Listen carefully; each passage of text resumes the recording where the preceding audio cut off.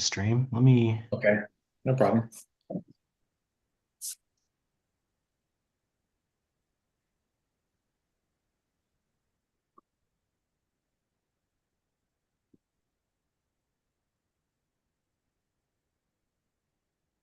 You guys are all set. Thank you. No problem. Have a good stream.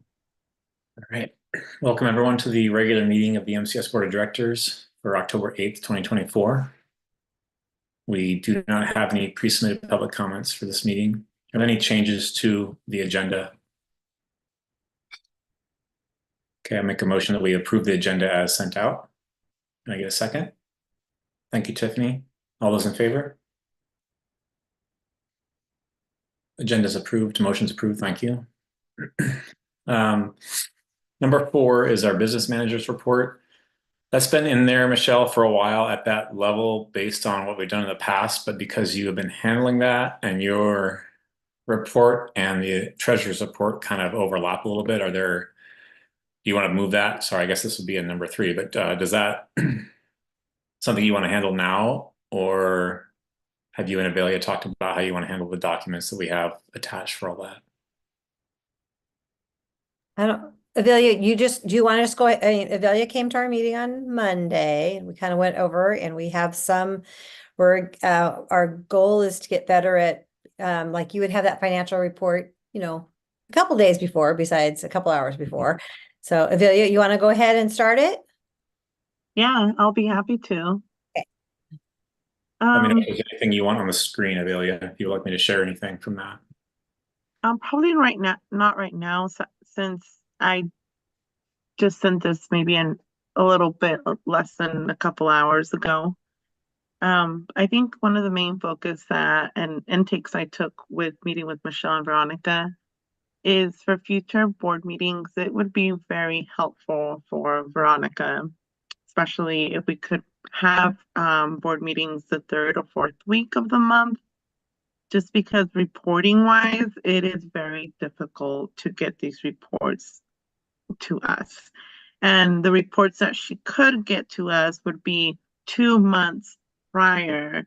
But sometimes some of our decisions need more accurate numbers, more up-to-date numbers. And so just taking that into account, I think it's something that we should probably, I know that towards the end of right now, at least for December, we have scheduled board meetings, but maybe for 2025, we can start thinking about this calendar, placing these maybe just for us to have more of that time to look at reports, and also Veronica to actually send us those reports. On that note, Avelia, I do cover later on in the meeting, I have dates for the future, and they're all scheduled for the 3rd week based on a meeting that Michelle and I had yesterday, and that same sentiment from the business manager that it's hard for those things to happen. So it's heard loud and clear, and we'll go over that later on in today's meeting. Perfect. And then great news, and American Express credit card, we have online access now, and so Veronica will be downloading statements, and then hopefully that will give us a better path of how to deal with that credit card. And deal meaning how to cancel or how to end that card. Another one is, sorry, the LGIP account. There was a test run. There was some funds and Dan was aware of, that were transferred into the main checking account. And then the next day we got a big check. What was it, like $500,000, right? And so we didn't need the funds that were transferred over. So these funds will be transferred back. But then it also brought into discussion that maybe we should have a discussion of what control do we want to have? Like, is there an X amount of money that the board should be approving if funds need to be transferred? What are some thoughts out there that we should maybe put in place, especially for this specific account? I just Go want ahead to, again. on that note, so our deposits come in at various times that cover our payroll, right? And one of the biggest things that we never want to have is not enough money in the account in our operating budget to pay payroll. So we have our operating budget that has our checking account, and we have our savings accounts. And so this was an access to our savings accounts to make sure that we didn't, bounce anybody's check. And that's the most important thing in my mind, is to make sure that everybody receives their check when they expect to. It wasn't an indication of any financial insolvency or any financial issues. It was just a matter of timing on when money was coming in from the district/state and when money was going out for all the other projects we're working on. So back to your point about board approval, I would hate to get stuck into a situation where we're expecting a deposit 2 days prior to checks going out. The deposit doesn't happen.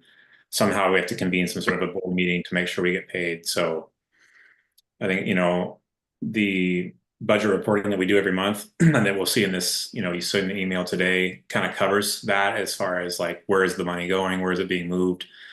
Purchases are one thing where we make those approvals as a board, but when money needs to be transferred to me, that's a business manager ED issue, to make sure that, we pay all our bills and our obligations on time. And I'd hate to get in the way of that as a board, but obviously having the board chair or chair and co-chair aware of that, I think is one of those things that is important.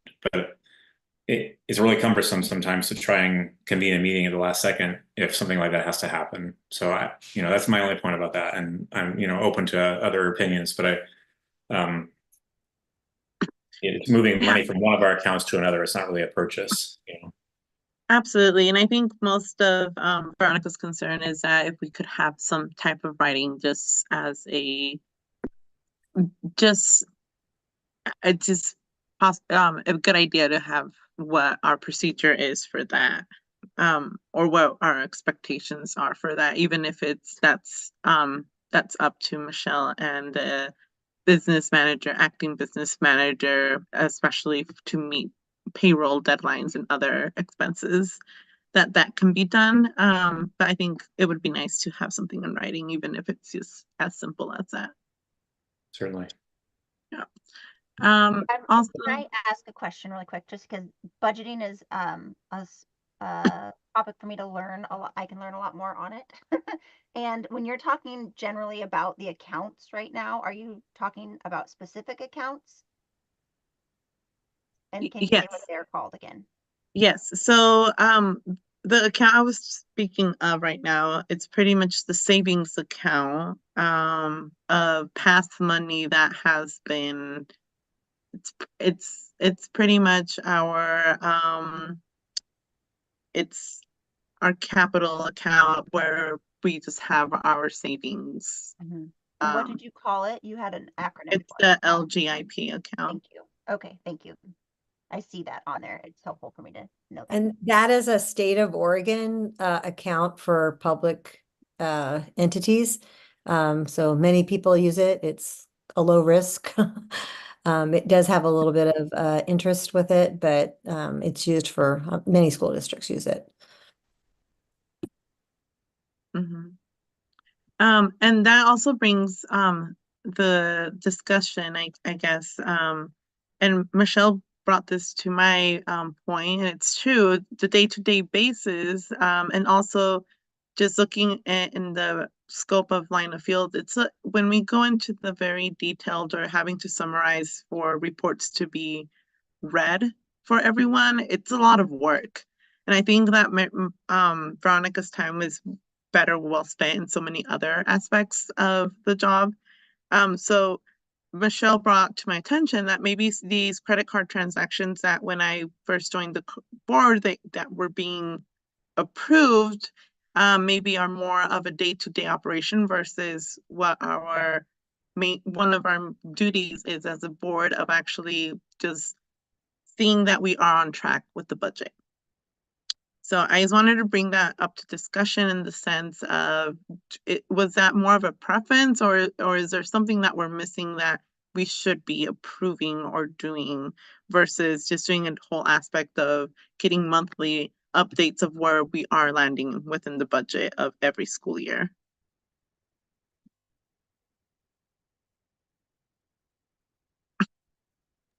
I just kind of want to clarify. So what it would be is normally at most board meetings, you're looking more at here's our budget, here's where we're at, and that's the going to the third week that gives a more of like here's our actuals of where we're at, not our projected, and then where we are on track and thinking about the school year divided into 12 months. And so if we're in September and we are at 90% of our supply budget, that tells us that we need to either reallocate some more money or we need to stop spending for a while. And it just kind of, so you can kind of see the good news is like salary every month should be 1/12 because our salaries are very predictable. But there are other things like capital expenditures are not as predictable. So it would be more of a report that you would get every month that is, and it's what our intention was to do this earlier, but it's been pretty tough because she's been trying to do the other the audit and stuff. So, but it would be a report that you were basically saying, here's the budget for salaries, here's the budget for supplies, here's a budget for the different grants, and here's what we spent, and here's if we're on budget or not. And so that's really what you're looking at each month.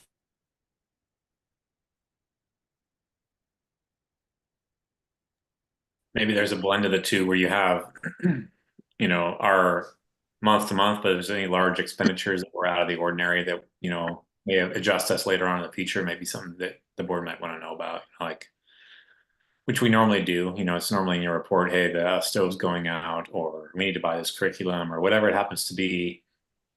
I feel like that's something we see, but if we move away from that model, maybe we want to say, okay, there's a dollar threshold that just a document goes out with that, or it's part of that report that says, hey, we bought this stuff and it cost this much. I mean, this is open for discussion to all members, but I think a lot of the I'm used to seeing the credit card charges, but I don't need to see the credit card charges. I'm only interested if something's out of the norm that's going to adjust our budget in any way. So I guess that would be the threshold is this going to adjust our budget, or is this going to impact our budget? Then it's something we should know about. If it's just the budget's operating as normal and we're along the lines where we should be, then, I feel like it's appropriate. Anybody else have any opinions or concerns about any of that? Yeah, I think that sounds reasonable, and it sounds like Veronica would be streamlining the different budgets, which I think would help us as a board because we would see them as buckets. And so we have the salary bucket and supplies bucket and the grant bucket. And, if there's expenses that make the expenses look different within a month, as a board, we'll probably be able to see that, which is, part of our responsibility is, overseeing the budget. So I feel confident that this would kind of organize things and allow us to keep tabs on the budget throughout the year. And when we roll around to April, May, we probably would, as a board, already have a pretty good sense of where the school is at. So I think sounds like a great idea to me. Yeah, I think that keeps us out of the weeds and the nitty gritty, which we're not supposed to, be. Right. I think in the long run, it makes us more informed because you're aware of the budget, like you said, Marie. Month to month, you're aware of where things are. You're used to seeing this document regularly, or at least in a condensed version of it. Mm-hmm. It's also easier to produce because it can be just produced from QuickBooks rather than being something that the business manager has to spend their time to produce for us, whether it's a separate document that's not easily generated from QuickBooks. So there's some savings, economies of scale there, I guess, with using that program. Any other concerns or comments or questions about doing that?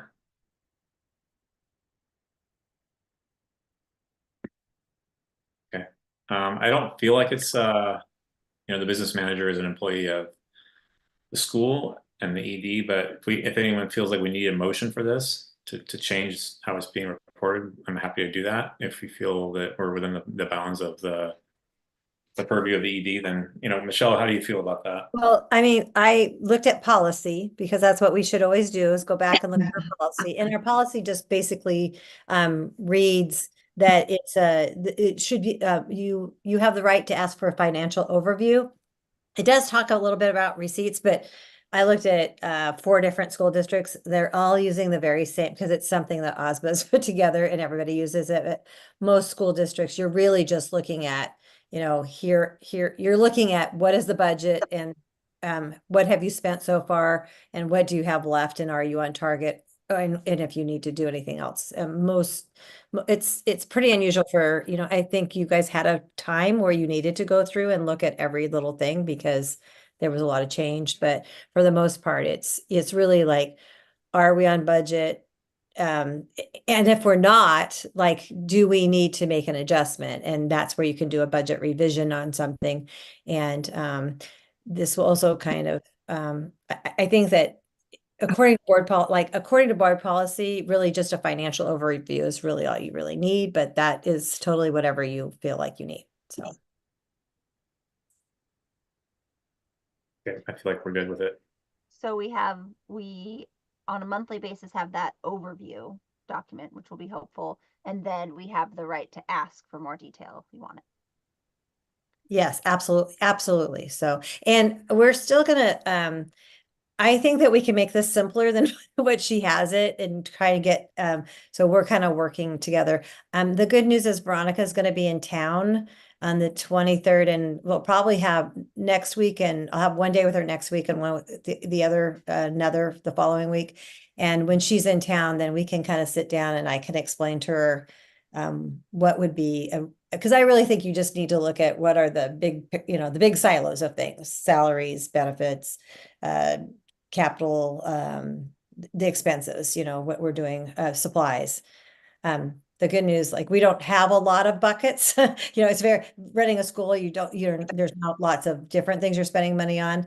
But if we can make it simple so you guys can actually then see it over building over the years, you can see the monthly part of it, but also how were we in September, how we were in October, November, so you can kind of build on that.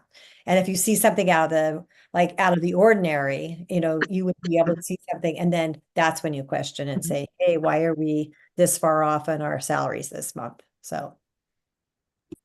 Yeah. So another question real quick, of the documents that Abelia sent out to us, are any of those reflective of what you all are thinking will happen moving forward? I think they have a little more detail than what we need.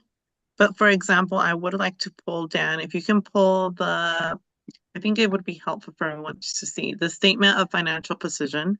Yeah, that's what I was. Which, yep. So that one is a little bit more friendly to view. What we really do want to see and look is the total liabilities and above. The rest is more of her balancing some of the accounts. But before that, you can see what our total balance, so what our actual per se cash is, and where that money is laying.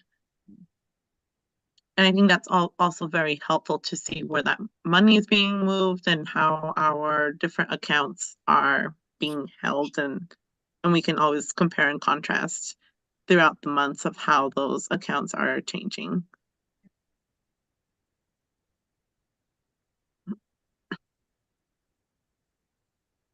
Yeah. Yeah, I personally, what would work well for my brain is this type of simplicity with maybe that percentage used. Yeah. So something that will be report is going to be something much more simpler, not so many bullet points. And I think that's what Michelle is intending once Veronica is down here, for us to make a much more user-friendly, readable reporting system for Veronica to be able to just report back to the board. Michelle, do you want me to pull up the other one that has the percentages? That's more Yeah, applicable. the one that's the budget, the actual Yeah. one, the budget, yeah. If you do that, and then if you can move, it's way, way, way, way over to the right. Okay. Yeah, one And second. that's what we want to get rid of, is all that stuff in between. Yeah. Yeah, and if you pull up the PDF file, not the Excel, the PDF Okay. file, Veronica already pulled everything forward. On Okay, the PDF, yes. So the Excel, you see all the nitty bits of the details, which can be very overwhelming. But the PDF is much more simpler.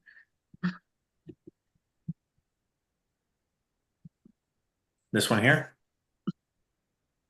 yes, yeah, that's what we want to see. I didn't have time to look at that. So yeah, so if you're looking at the budget and she doesn't have the percent on there yet, so. That's on the third. Oh, The no, it's on reason the the reason it has page. 3 pages is because it's so wide Okay, horizontally.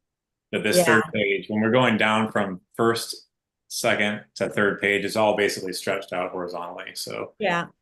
And I Yeah, think maybe we if can you make that more, I think we can actually simplify that. I like most of the school districts I've seen is it can be a one, like, it can be a one pager that you can see, because I think there's some of that stuff that you don't actually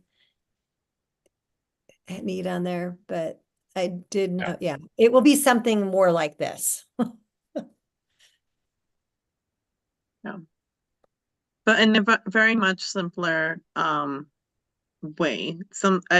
If we go through the whole budget, what we will see is, for example, supplies right now is on a percent of budget for supplies.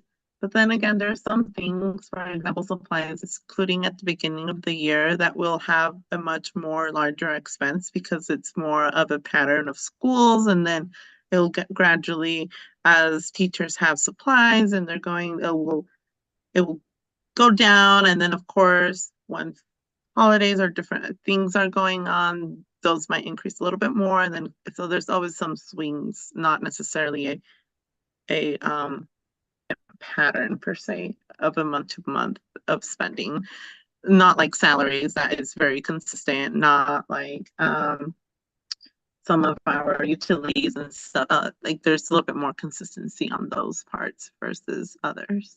Yeah, and just even looking at this, like I have a question about salaries, because she doesn't actually have the right number in there. Salaries are pretty much about $95,000 every month for us. And so she's got us already spending the whole $1 million. So I don't think that, so I'm going to ask her about, so it's good for me to look at this too, so I can see, I can question, what she's done there, so. Yeah, so I think what she's done there is she's shown what our max amount is for the year, and Okay. then she has to decide how much of that has actually been spent. But then again, this version is really hard to follow because there's a lot of numbers and it's pretty wide. Yeah. and it doesn't line up, so you can't check the last page. But I think, does everyone understand what we're saying about making this similar style of budget document that will come in, that will, you'll be able to look and follow across the line and say, okay, where are we this month? How far are we in our year? And how does that correlate to the percentage of we spent? Like, that's the goal, right? Yep. So something more summarized, let's say, not as but for example, if we look at the ESSER tracking, that was also sent. I think this is the route that I'm hoping, Rochelle, that we can all agree that it's just something very simple and easy and within a page that we can. I'm not saying it's going to be precisely like this, but just really user, it's just easier to read. Yeah. More user-friendly, so. Yeah. So the ESSER, for example, grant tracking, which is pretty much the amounts of the purpose. So for example, it has the fencing, it has the gizmo upgrades, it has security officer, the pre-K costs, and then the Piper mechanical. It has the amounts that have our total and what we are still pending, which is in the yellow. So we have received 336,717.75. We're still waiting a little bit, slightly over 81K that are still it's still going to come, and it can still come through January 2025.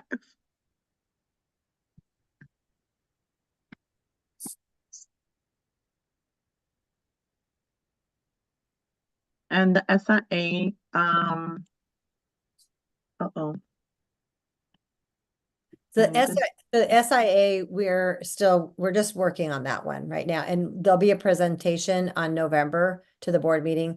That's just something we just asked for from North Wasco. I think it's 160,000 that we'll just kind of get from them.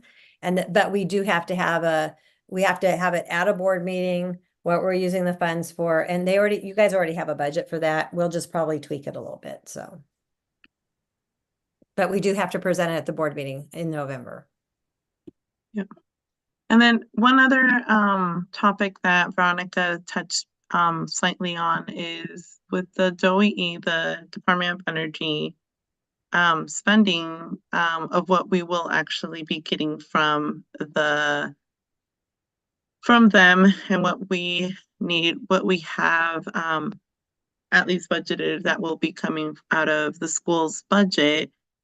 The math, Veronica, is adding up. There seems to be that we will have to maybe think about if there are other energy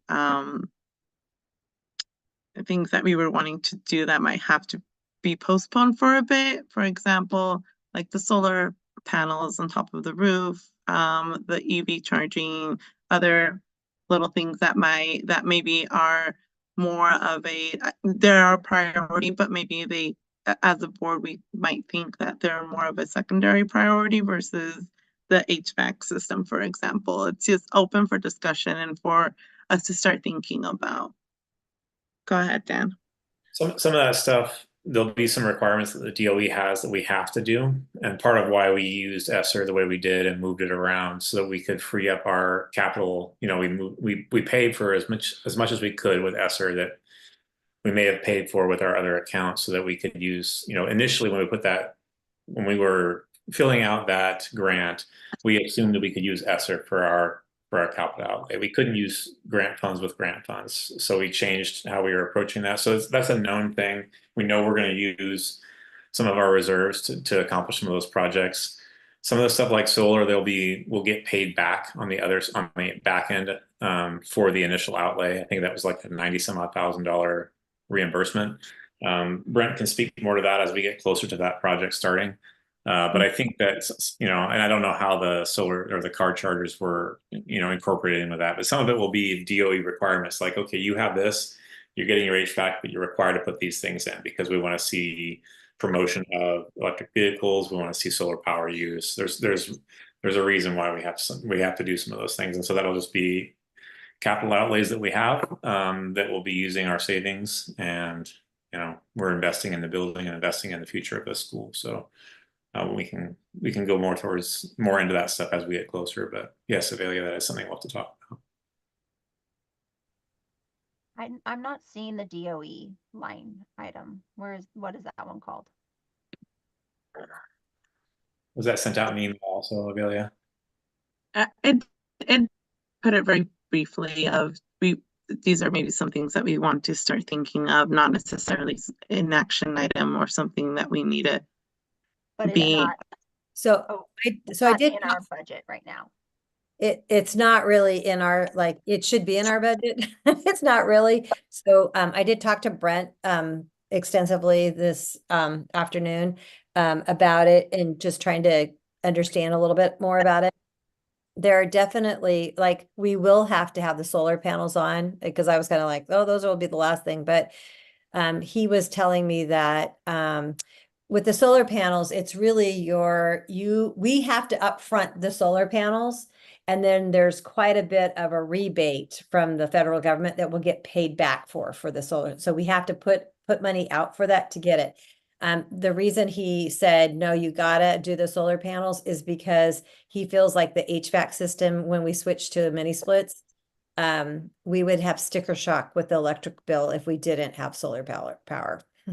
So he said, even though we have a very antiquated, oil heat system. I have no idea how much that costs, but my guess is quite a bit too. But he just said that it would really help with the overall running the building cost with the solar panels on there. And they're virtually, he feels like we can get reimbursed for at least 40%, 30 to 40%. So. And right now, solar panels are really cheap. The dollar per watt is really low right now. Go ahead, Yeah. Tiffany. I was just wondering, Avelia, I noticed on your email that it said maybe the roof can't hold the solar, or possibly. Brent told me that, because I also asked that question today too. He goes, absolutely, the solar people have been up there. The roof, Okay. they said we have a great roof. It should last 30 years and they feel like it can have it. That kind of came from when we had the HVAC people that were doing the planning out. They were worried about it, but Brent wasn't there at that time. He's like, nope, they've already been on it. We're good. So. Okay. Yeah. I saw that in her email, so I was like, Yeah. okay, good. Yeah, Michelle mentioned it when we met, so I thought of throwing it in case anyone else had more information, because I know that was a worry, but I'm glad that was cleared. I know. Ask that question today. They're like Good. true dimension 2x12, I believe, and they're very, very tightly spaced. So it's a strong roof. Great. He said that we may have other things to worry about in the building, but the roof is not one of them.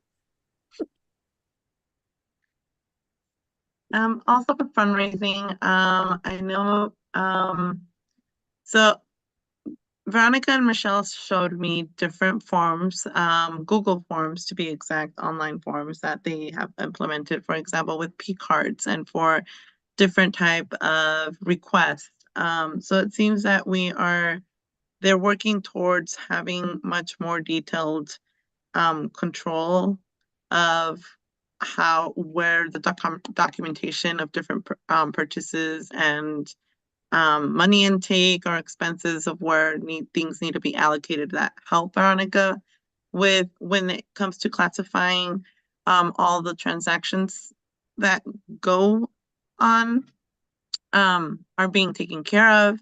But that being said, the fundraiser aspect has been a tricky one.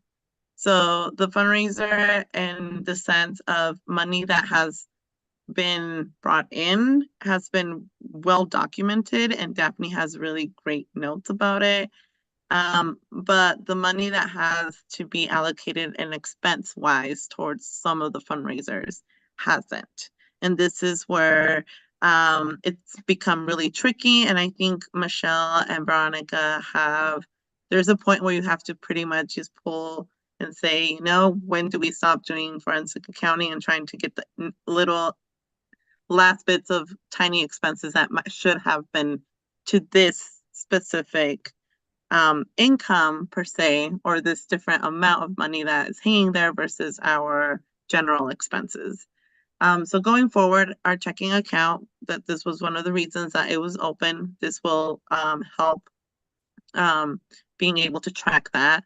But to be able to be effective, there is going to be a sheet that Michelle will be creating and presenting to the Tiger's Den of how to use of just even for expenses.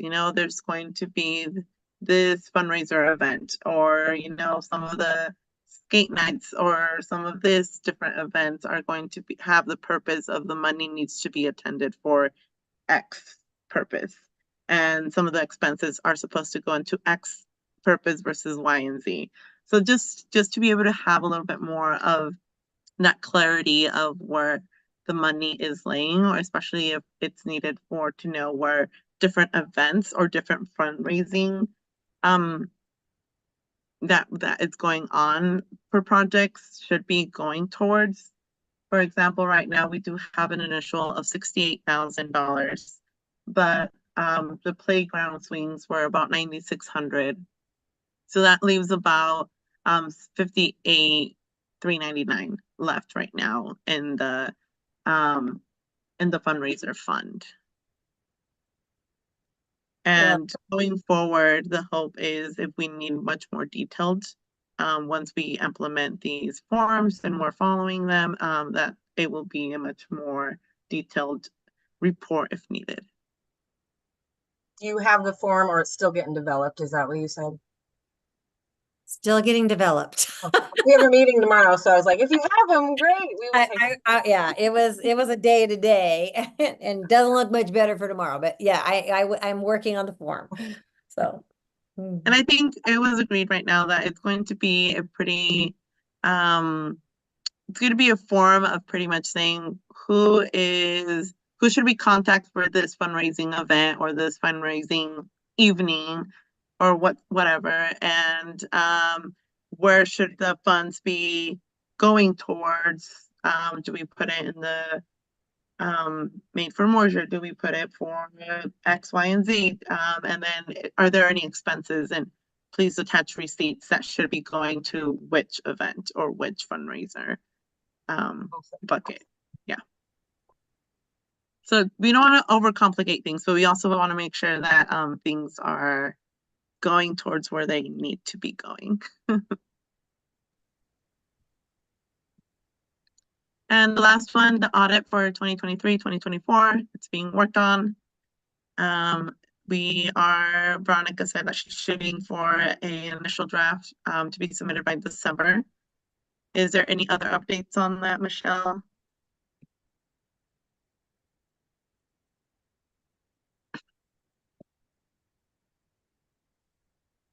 I think you're on mute.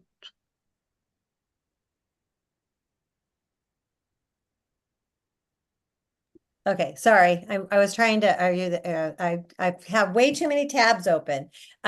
So initially I had no idea when it was like Summer didn't know when it was happening, and then we got an email from the audit company is like, oh, it's this week, but like nowhere did they ever communicate that to us, and so we're not ready. And I think, so I did send them an email back and just said, hey, we're not ready. We're really close. And I believe that I'm trying to figure, I did see a quick email from them. So they're just going to reschedule it for us because we have like this whole list of, we have a whole to-do list that has to happen, and Veronica just hasn't had time to get to that. And a lot of it's not stuff, it's financial stuff that I can't do. So the hope is that when Veronica is here next week, that we'll get that all ready for them and get going on it. The hope is that it is done by December 21st. The reality is it will probably have to have an extension, but we won't be, it should be done. Our hope is January. The good news is, it won't be nearly as bad as last year, going that late, but, we are Veronica's having to write a narrative for, a year that there were 3 different business managers. And so we can't actually tell them like, this is what happened, but we're just going to tell them that this, they just want us to know like what are our standard operating procedures for that. So it's a lot of the good news, I guess we have all the documentation, which is what we were missing for the last audit. And so this should be easier, but there is a lot of just groundwork that she has to do in order to get that happen. Summer and I talked about whether or not she should do our financials or if the audit company should do the financials. I asked her the pros and cons of that. And she just said that when she does it, she can do it fairly quickly, but then what happens is there's a lot of questions that come up from the firm, and that sometimes if you have the firm do it, it is in the long run, it's easier and faster because they're not going to question themselves. They already know what to do. And so I think we've asked if they have time to do it. We're going to have the firm do that for us instead of Summer. So.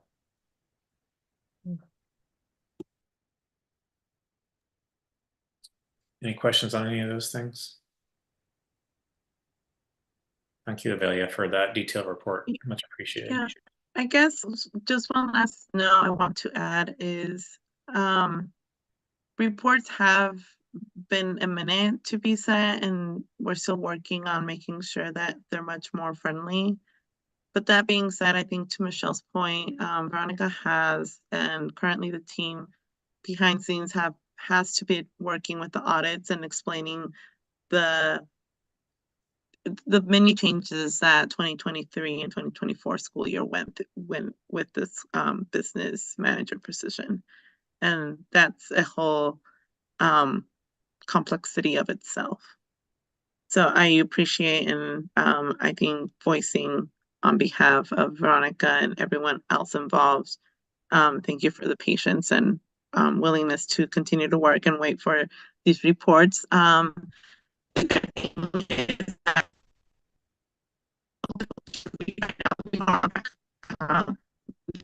is no overspending and budget is on track. I've unfortunately lost audio there, Amelia, on that last bit. I don't know if anyone else did.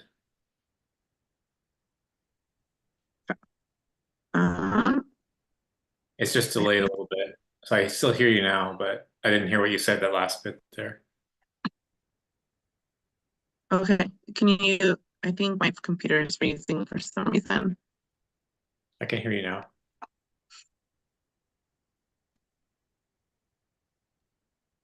Sometimes turn your video off and then try to do it. Sometimes that helps. Okay, can everyone hear me better? Yes. Okay, good. The last bit was I'm not sure where I got lost, but the good news is we are on track. We are not overspending and the budget is right on track. Okay, thank you.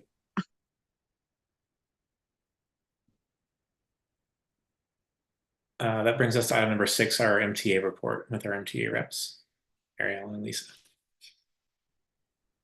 Hello, everyone. Hi.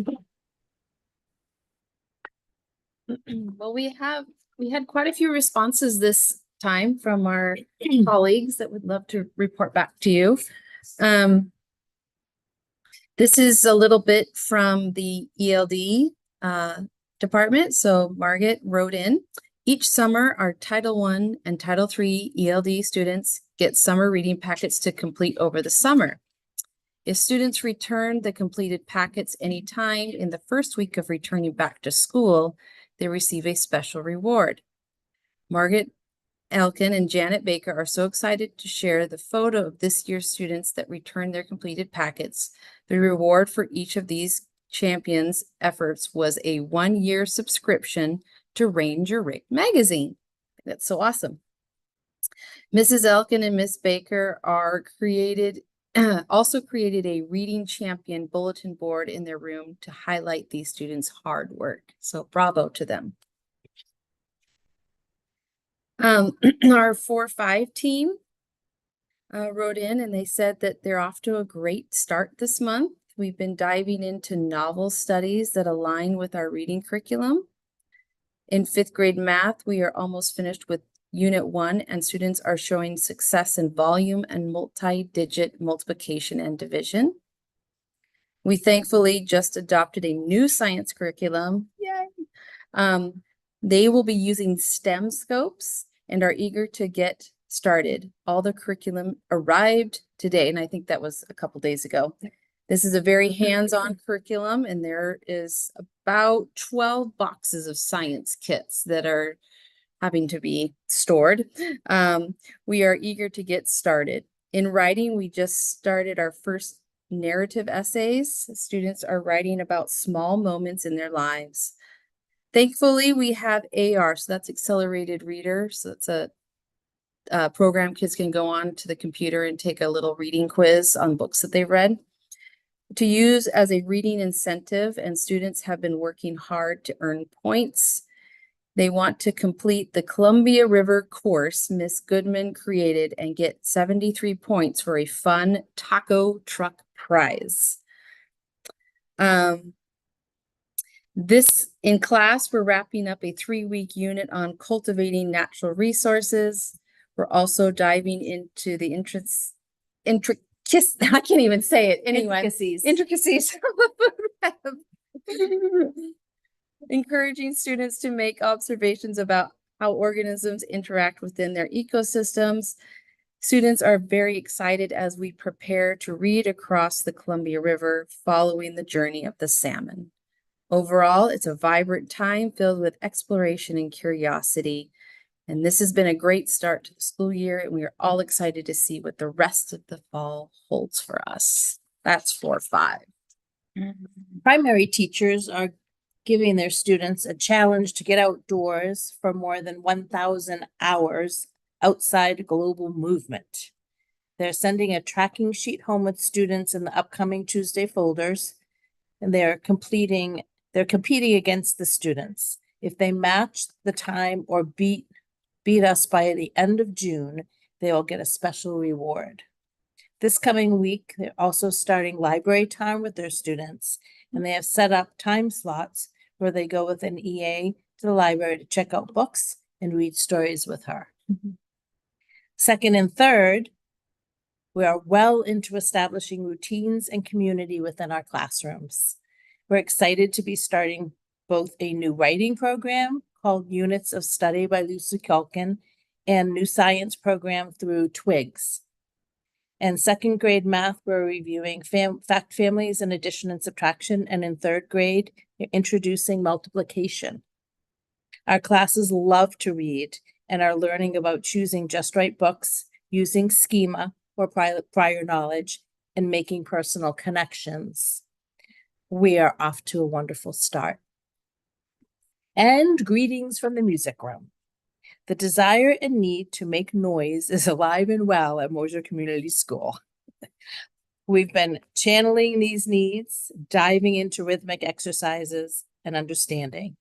The overall participation has been so awesome to witness and learn from.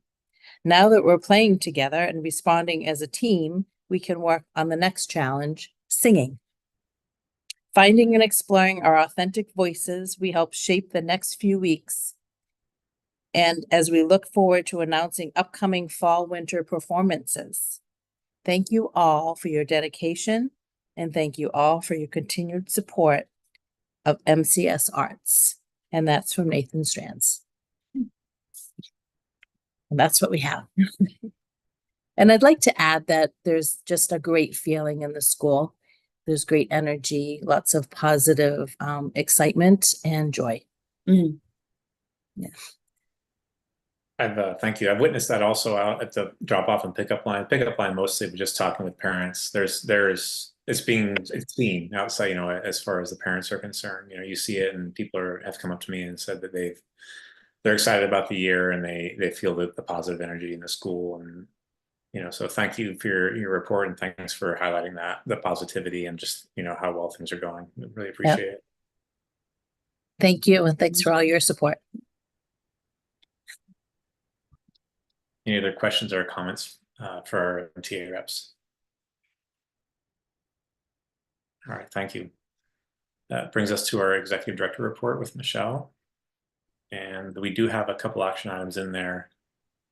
Would you like me to pull up your document and screen share that, or do you want to just read it? What is your preference? Whatever you want to do. Okay.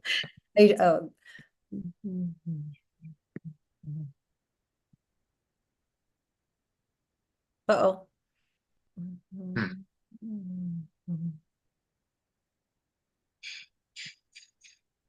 Let's see. Hit O. Can you go to the bottom, push record or not?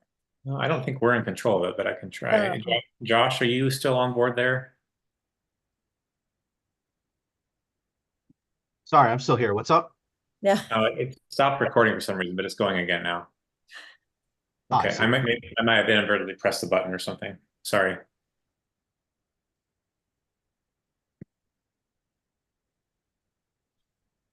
All right. Oh, okay.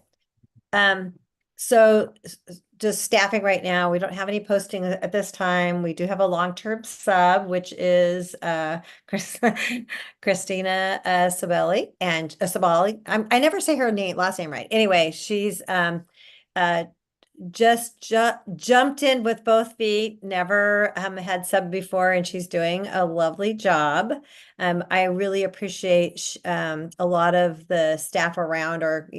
I know she was getting pointers and tips and asking lots of questions, and so that's really good.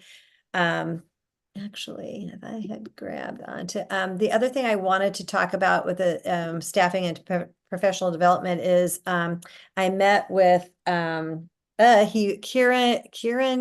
Conley, who used to be the ED for Mosier. His new position is he works for the ESD as a regional educator person, and we talked about different ways that they could support our staff. And one of the things that we had, well, they are doing, we're starting our letters training. Everybody's got their online access to that. I think that everybody is participating except for one of the middle school teachers, which the middle school teachers participating is way over the top. So they don't, it's going to be exciting to have the conversations. The other thing that that they would help us with would be what they call it, grow your own, which means getting the teachers that we have that have charter school licenses versus a regular TSPC license. They can actually provide, I believe, some financial support and just support in getting any teacher actually licensed through TSPC, which helps us out because we do have this 50% imaginary line. Like once we go over that line, I'm not sure what happens, but we don't want to go over that line. And so that's really helpful because I think anytime that you can provide some extra professional development or give people some much needed just support as a mentor. Often Jen and I don't have the time to do that because we're busy with behaviors and just having a nice conversation with someone. It was an interesting, so he's actually gonna come to one of the staff meetings and just ask teachers what kind of support do they need to help do their job better or to, I guess just help do their job better. How can the ESD help support that? So we're looking forward to that. Students, Jen has, we kind of adopted a behavior incident reporting system. It's tweaking it a little bit. It's going to help us kind of look at the trends in the areas that we need to provide more support in. With that, I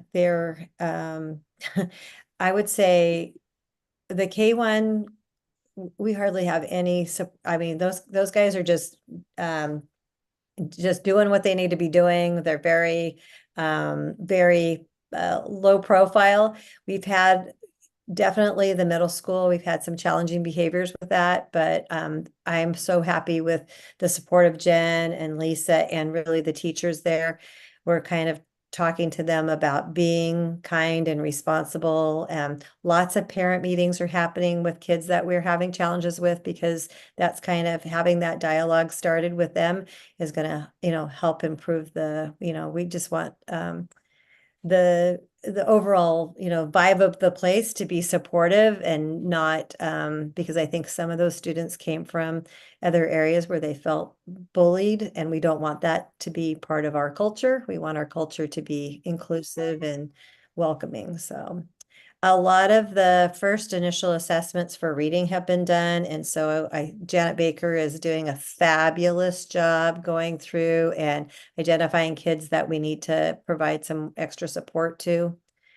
We have the conferences coming up October 21st and November 1st will be the fall conferences to meet with the families.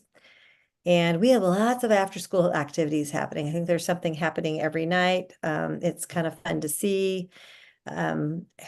Just the energy. I am so excited for Frozen, the junior. I think they had tryouts today for specific parts, so that will be exciting.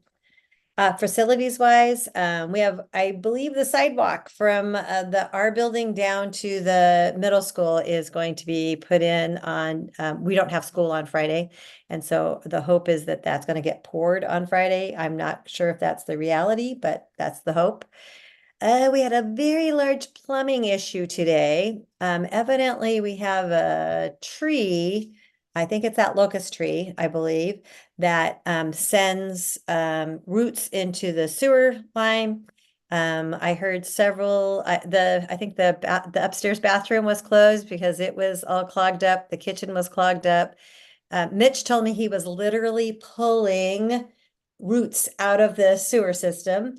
Um, luckily we were able to call camps and they sent somebody within an hour. It's all taken care of. But Mitch said Dawn had ordered our own snake system. And so to be preventative, Mitch and I talked about once, I don't know if it's once a week or once a month, is just snaking it out before we have an issue like that again. I think it was an issue last year, I believe. And I mean, that's the nature of locust trees. They kind of go down and make roots everywhere. I do love that. I mean, that tree is a very nice tree, but it might be something we want to think about that tree as well.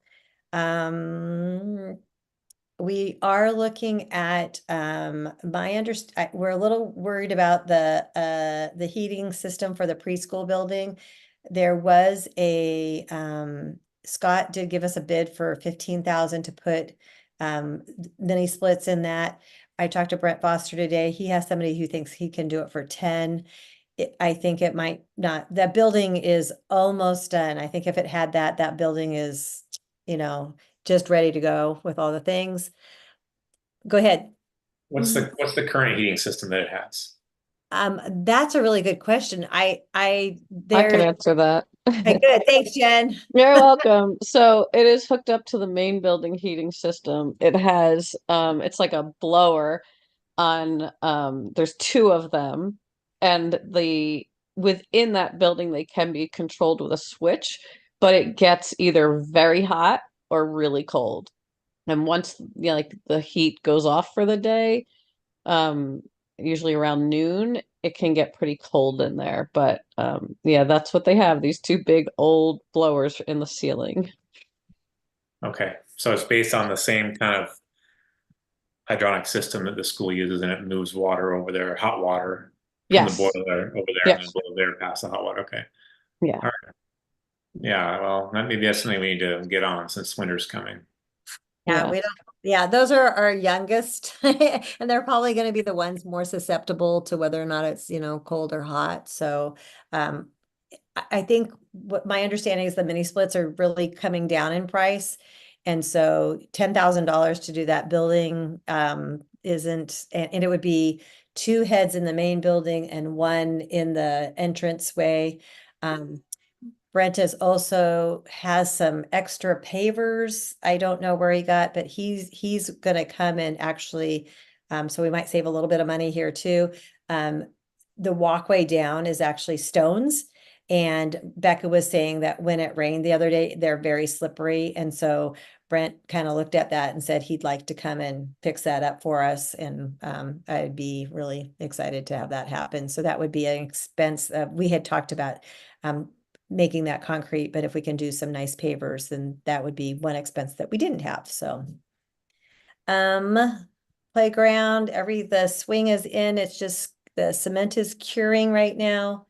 I believe one of our board members is going to come and regrade the the playground area a little bit. We got to order some more bark to go in there.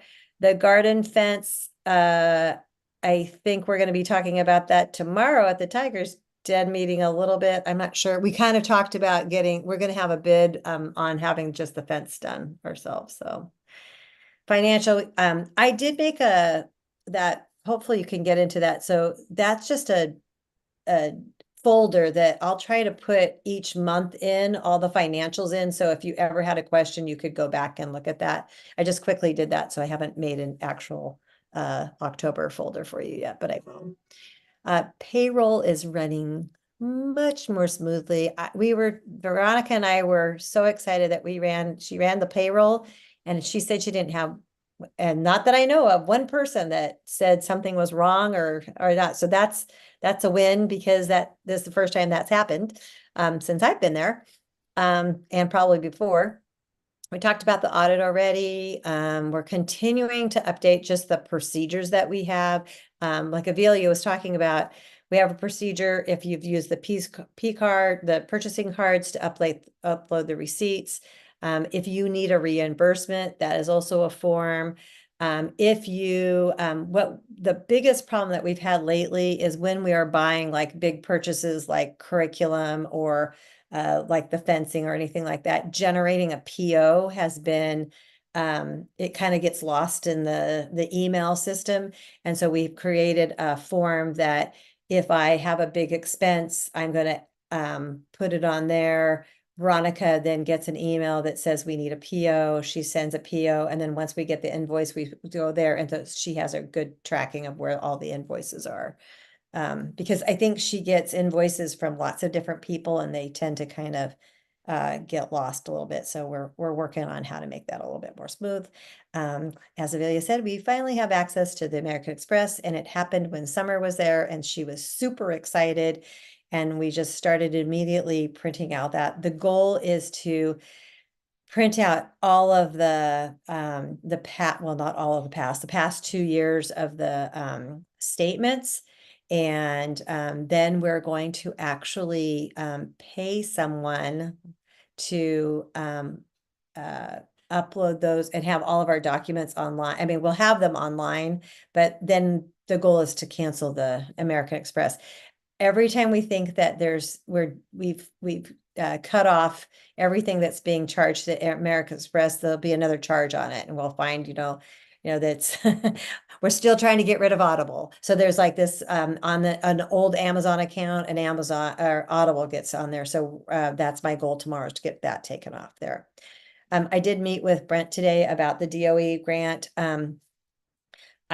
We went through kind of the budget. I think that we are going to try and sit down a little bit more.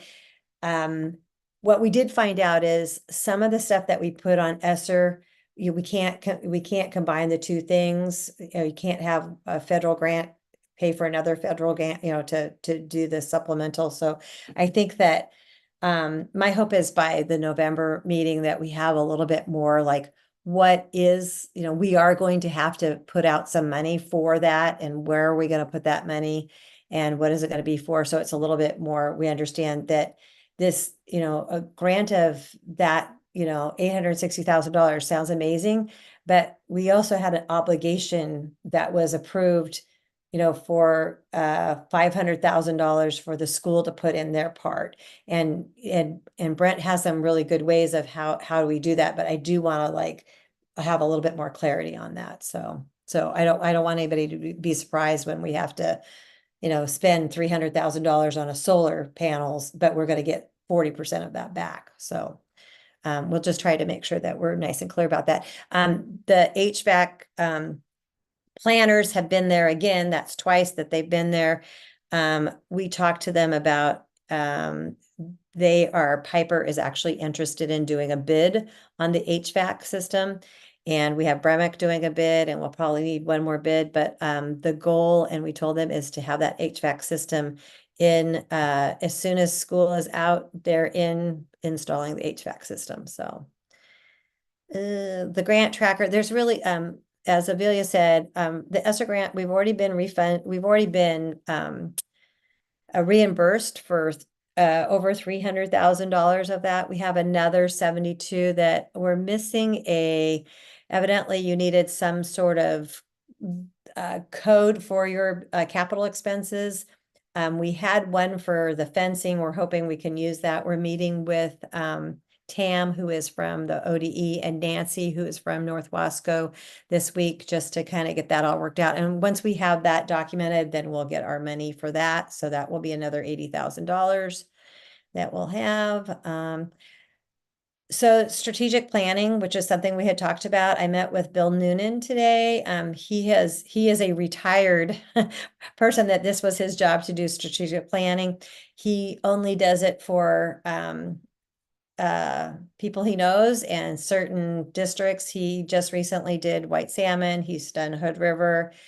We talked about the process of it, and it's really selecting a committee of 5 to 7 people to meet. You want to have 1 or 2 board members on that, a parent, definitely some licensed staff, some classified staff. So so selecting 5 or 7 people, he said, at first said 5 or 6, and then he started thinking about it, goes, well, maybe 7. So somewhere in that would be committed to meeting once or twice a month for 2 hours to start the planning of this. And he would actually facilitate those meetings with the committee doing most of the lifting of the planning part, but he would meet with them and explain to them what a strategic plan is, what a goal is.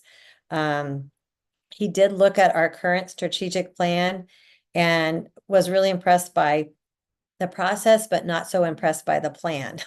He said it's like when you do a goal setting plan, you shouldn't have things like, I can't even remember one of the couple of things that we were talking about, but they actually have to be goals that are measurable goals. None of those, like many of those goals are not measurable goals. Like explore the process of, or explore getting a high school or something like that. They, like when we looked at that, there were a couple of things that I think that we have met, but some of the things that are just not measurable. With those, phase 1 would be having that committee decide how they're going to listen to stakeholders.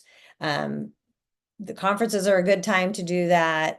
Any sort of, like I was telling, like skate nights, there's a lot of parents just kind of hanging out, like having a couple people come and listen to that, keeping the questions, 1 or 2 questions. And instead of having this big document, you ask them a couple of questions at a time, and then you look at the answers, and then that drives whatever your next questions are for them. And then once you've listened to the stakeholders, phase 2 would be looking at it should say data, not date.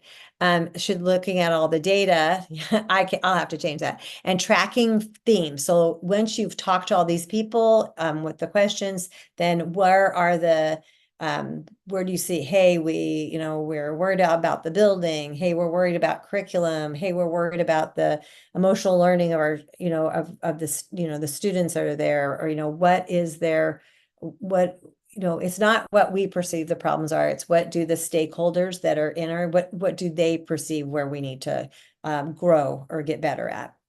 And then after Emily had her hand raised here.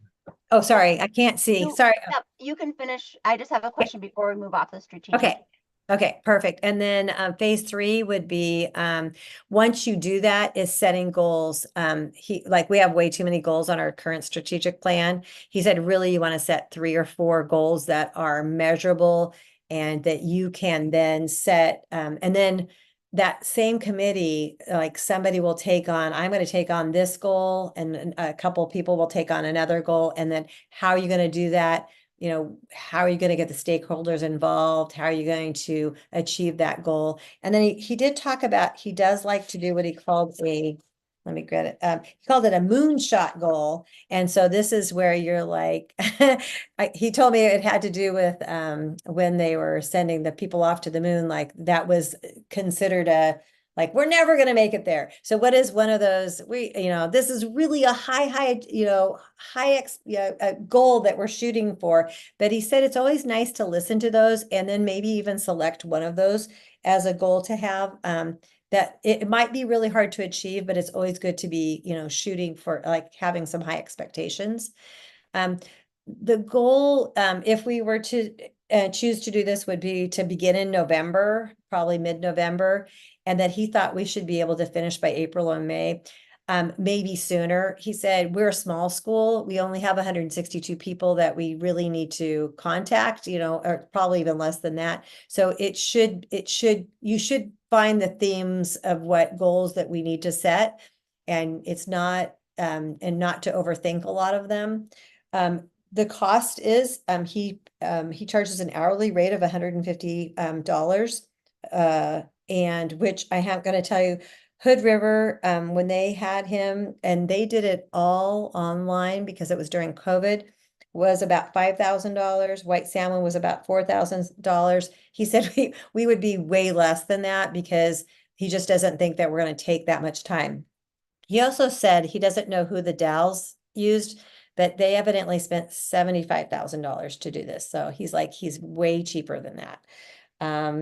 He is retired. He does have some limitations because he's traveling a little bit, but he really felt like this was something that we could do. He also said, if we want to look for somebody else, we certainly can do that too. He would understand that. But he's comes highly. I know that both Hood River and White Salmon did a really solid job with their strategic plan. And it's one of those things that that we set those goals and we give a 5-year plan or whatever, and then it's your guiding light. It's your visionary, like, where do you want to go with the school? So, all right, Emily. Thank you. Yeah, when we talked about strategic planning maybe 2 meetings ago when we were in person, we talked about doing it as a board, not as a committee. And so I was Yeah. wondering if that was a intentional shift. Most districts you'd want to include some stakeholders in there. You certainly, yeah. You definitely, I said, we're going to have a lot of board members that want to do that. And he said, great, especially because all of you are also parents, right? You all have kids in there. And so he thought that was very valuable. But you also do want to have, well, he's like, you want to have somebody that works in your operations or facilities. I'm like, well, we've got one of those, like, we're not big. And so we do want to have different, because my lens is different than Dawn's lens is different than, it's not too much different than Mary Ellen's and Lisa's, because I have that teacher heart, but it's like is different than somebody who's doing the maintenance, or even different than a classified staff member. So you do want to have a lot of different people on there, just because you're going to get some different perspectives in there. So yeah. And so, yes, absolutely. And I think that there are a lot of ways to do that, right? With either listening sessions or community meetings, things like that.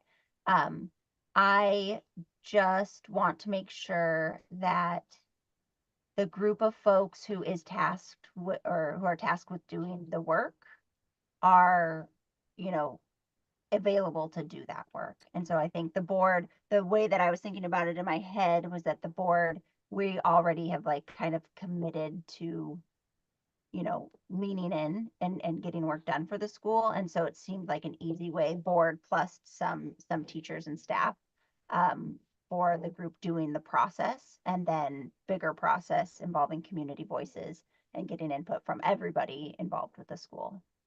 yeah, and I think that's kind of what he's suggesting, is that it's a couple of board members. It would be a certified staff member. You'd have an administrator on there, a classified staff member, and then somebody. You've got, Mitch, Richard, like somebody else who's not necessarily working directly. They work indirectly with kids, making sure that we have lots of different things. But it is a commitment, he said, each month, you'd have a minimum of 1 meeting a month. We talked about maybe having 2 in January because he's gone the whole month of February.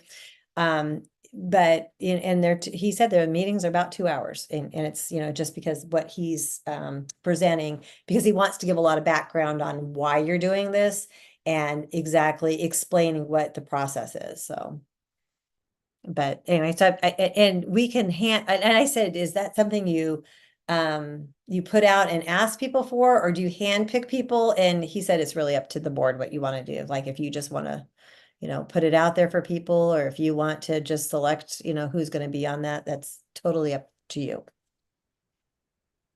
Tiffany, go ahead. Thank you. Well, I kind of had an interest, and we were going to try to get stakeholder input just in general as a board at the November skate night.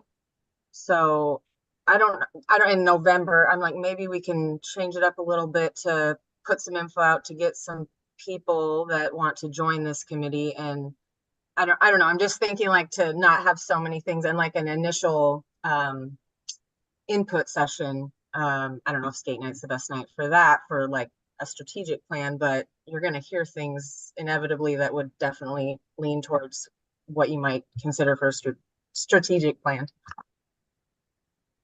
Can you remind me when skate night is in November? Yes, in a minute. I mean, if we could get a group together, so we met like at the end of October or the 1st of November, then we might be able to start. I mean, It 'cause would like be, he said, you don't want to like, deluge them with 10 questions. You really want to just get 1 or 2 really great questions for them and then come back to the group with the data and start looking at that. And then that drives your next, like you want several times that you're talking to these people. Yeah, it is 11:21 too, so kind of late if we want to start sooner Yeah, for the skate night or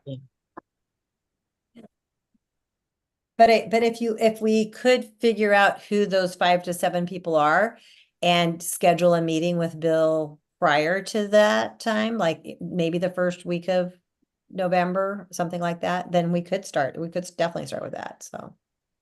Go ahead, Marie. When the board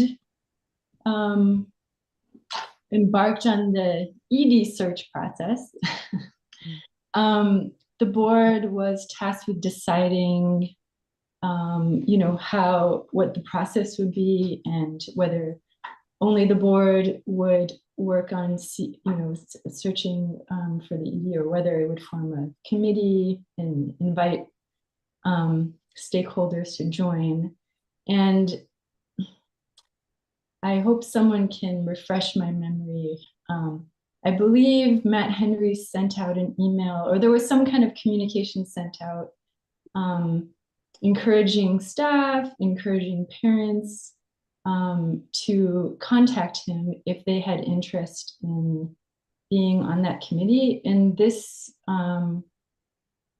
it sounds like, it would be great to get the ball rolling. And I have been appreciating all the communications that have been going out, and I wonder if we could just maybe decide this evening about the possibility of sending out a communication through the Parent Square channel, so that anybody that's interested can reach out to Michelle. And it seems that you definitely only want 1 or 2, at most 3 board members involved. Otherwise, an agenda is going to have to be sent out, and public meeting law is going to come into play. So I don't know. That's just my thoughts. And then, of course, I think skate night. Maybe skate night could be one of the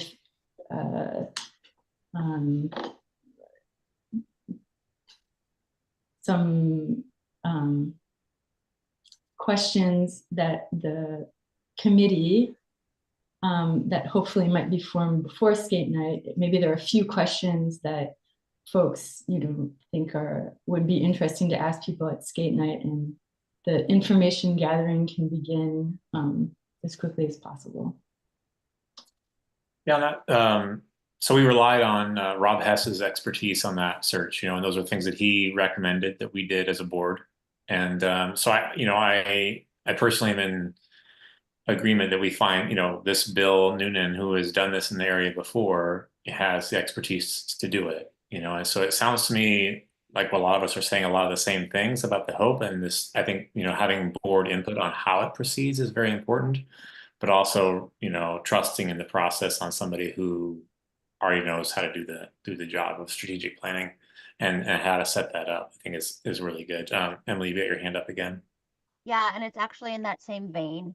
And Michelle, I appreciate that you went through the phases, but now I'm trying to remember. So Bill is saying that he would facilitate the committee meetings, and would provide like education to whoever is on the committee on what a strategic plan looks like, Yep. what it includes, what the various pieces are. But he's not facilitating the data gathering or the conversations with stakeholders. So that would be a additional piece. So my understanding, talking to him, is that he would be really just meeting with a committee, once or twice a month, and that he would say, okay, and here's your next step, and what are you going to do? And then he doesn't want to go out. He doesn't want to hold meetings with parents. He's over that. He said he's retired. He's over that. But he's going to tell us, like, here's what you need to be doing next. He's going to set out what the plan is, and then work us through that plan.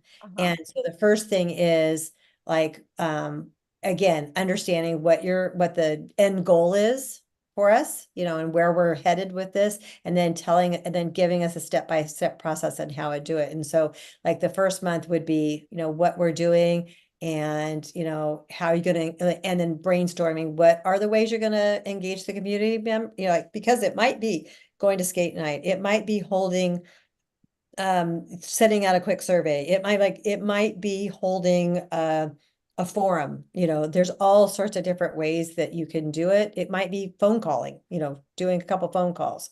And then, but he said to also let your families, your school community know that, hey, we're embarking on this process.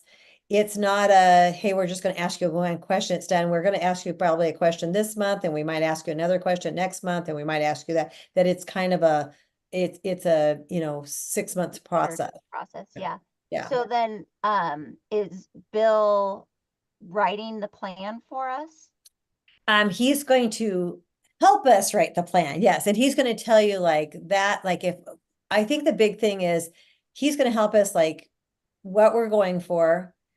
He's going to listen to some of the questions, and he might even help us with, here's some questions you should go out and ask. And then we're going to go out and ask those questions. And then we're going to come back with it. And we're going to go through the data and look at it and say, gosh, it looks like people are really, like, worried about this, or really people think that we're doing this well. So we, don't need to focus on that so much. And then once we have that, then he'll say, hey, now go ask some more questions. Here's a couple more questions that you can ask. And then it'll come back to us. And then once we have all that data and we're kind of looking at the themes, then he will help us write, like, setting the goals. Yes. Okay. But he, again, I think his big thing, he did repeat to me a couple of times, is, he really just wanted to work with the committees. He didn't really want to go out and do the legwork, the setting up he didn't want to set up meetings. He didn't want to do any of that. So he's retired. He kept saying, I'm retired. He also said, and I think we'll be the last school he does this for. Very cool. He did talk about how important, they had some really good engagement in White Salmon. He did say it's very important that we do have somebody that is Spanish speaking, or has a good link to the Hispanic community, because he said that they are very, he felt like in Hood River it was not as representative as well, but in White Salmon, they went to a couple of, like, community festivals, and he said they just got some incredible engagement. So we want to kind of work on that too. So.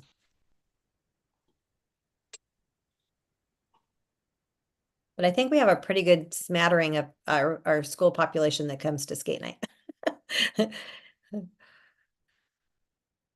Any other questions or concerns about strategic planning and the process that Michelle and the members have been talking about?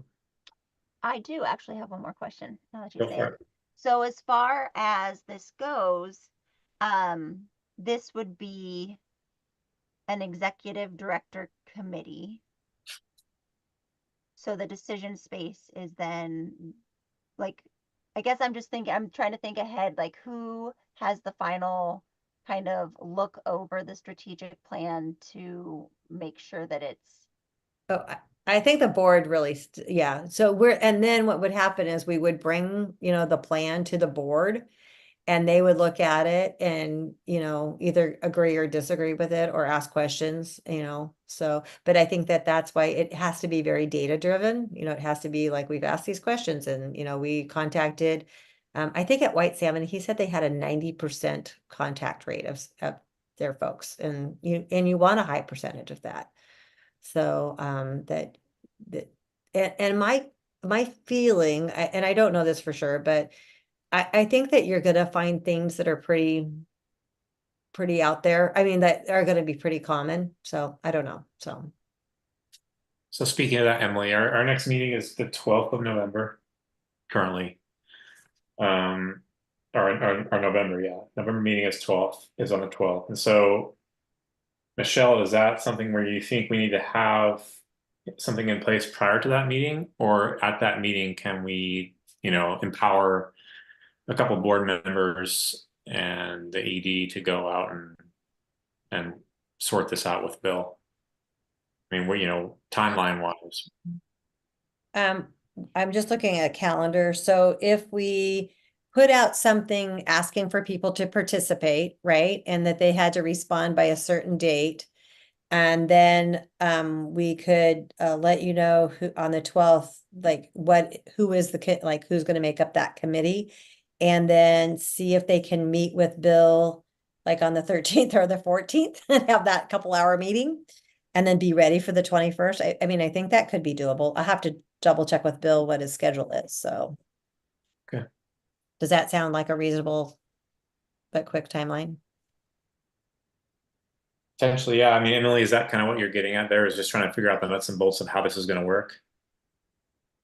Yeah, kind of. I mean, I just want to know the process details because that's the way I look at this all. But I also, I've got to admit, I'm having a little bit of hesitancy with this because I really think that the board should be engaged on this, and I think all of the board members should be engaged. Not at all saying that I don't think other people should be, and I like am definitely somebody who supports getting a lot of different perspective and input for decision making, but I think that this board has a bunch of bright folks that I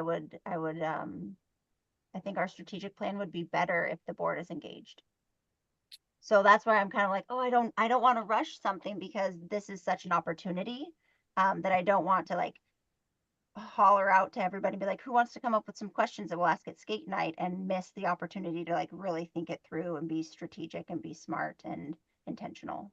And McKenna, I do also want to say is like, I don't think there's a rush either. Like if we don't start this until January, I think we'll still be okay. So those are questions that I can ask Bill is like, are some strategic plans just done by just the board? My guess, I have participated in a strategic plan for Corbett, and you do have a couple board members, but you do want other stakeholders to make sure that, because they're going to see things that you don't see as a board or I don't see as the ED, like they're like, have you not thought about this? That you just do need those, but that is something I can ask him and we can. Yeah, it might be that we have too many folks to try to include all of the board and other stakeholders. And I want to be clear, like I definitely value getting input and having participation from others as well. I've just been really inspired talking to the board about the future of the school and others as well. So I don't want to miss that opportunity for board to at least have input, all board members to have input on it. Maybe on that, Emily, the committee comes back to the board with a number of recommendations, more goals than we necessarily have to have, and the board chooses from the committee recommended goals. So we have 6 goals sent out, we adopt 4 of them or something along those lines. And if we have that way, there's engagement from the community and engagement from the stakeholders, but ultimately it's the board's decision on where we go with a strategic plan. Mm-hmm. Kind of like with in our ED search, we kind of went through a similar process where here's the recommendations on hires, and Marie has her hand up, so I also wanted to, but maybe that makes it so that we, the board is more engaged in the end result, but it also encompasses what the stakeholders have to say. Yeah, I appreciate everything everyone's been saying, and I feel that, the way that the board proceeded with the ED search was appreciated by the community and various stakeholders. And I feel confident that the proposal that Bill Noonan has made kind of aligns with a process that we already adopted as a board when we went through the ED search. And of course, Emily, I don't have the background that you do, so I'm sure that, you know, there's aspects I may be overlooking. However, I think that ultimately this, you know, the strategic planning will be coming back to the board. And also it would kind of free board members to kind of wear their parent hat or a community hat throughout the process and not be a board member, which, you know, if, for example, I'm not on the committee, I would appreciate just feeling like everybody else in the room. So I think that is something that as a board member sounds kind of appealing. And so I think that this process that Bill Noonan has proposed, I don't know, to me it sounds kind of like what we went through with the ED search process. So I guess I'm rambling on, but I guess all I want to say is I feel good about this proposal. And also on the note of reaching our Hispanic community, I wonder if Margaret Elkin would consider being part of it, especially because she's working with our Title I kids. I just think that would be tremendously impactful. And I mean, I'm sure she already has a lot of work. I don't want to put more in her plate, but anyways, I just, I think she would be a phenomenal person on that committee. She would, and we also have an educational assistant that also would, I think, would be a really good asset to that, because I think she lives in the Mosier community and she would have a good connection to the, you know, the people that are living there, and they're Hispanic. So she's been a very big help with translating for us. So we have a couple of good people that could fill that role. So Thank I you, just Maria. wanted to say, oh, Yeah, Tiffany.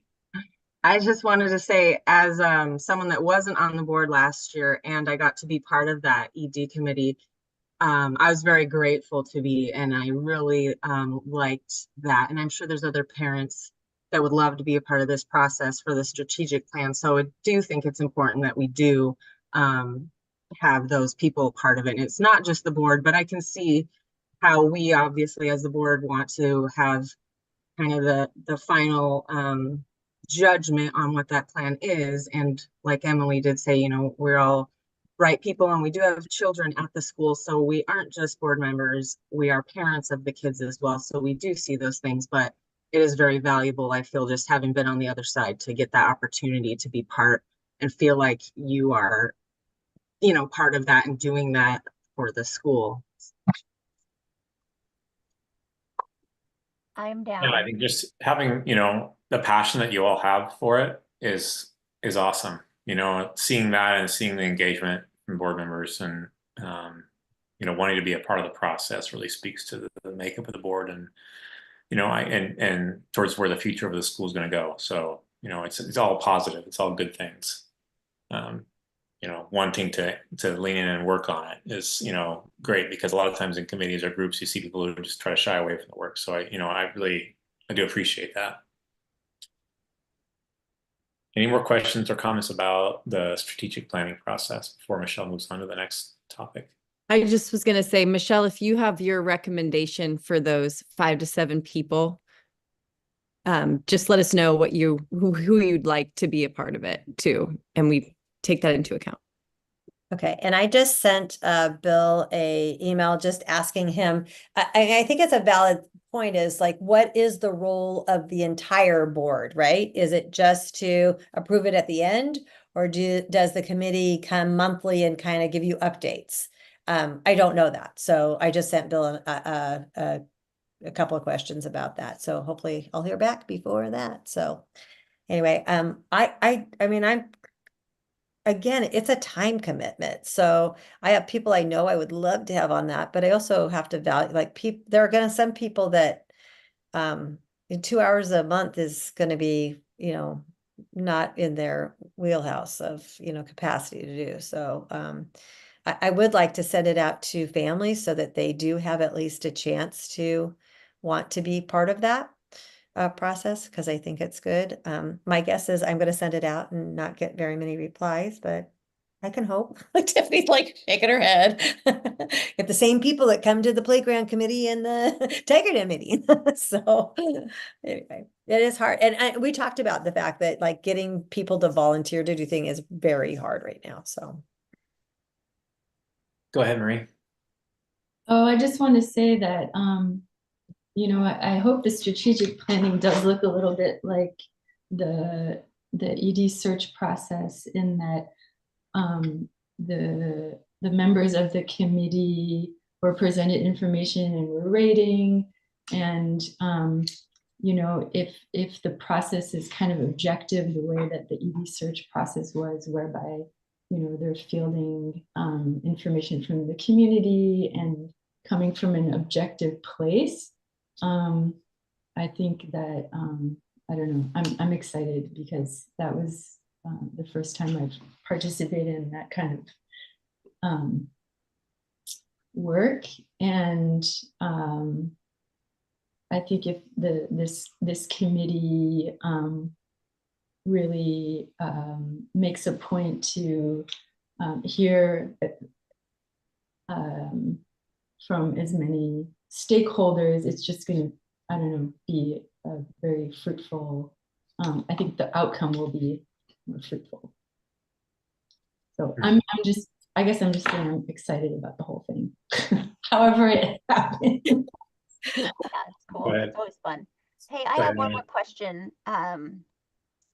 You're right that this is going to take a lot of time for folks to pull off.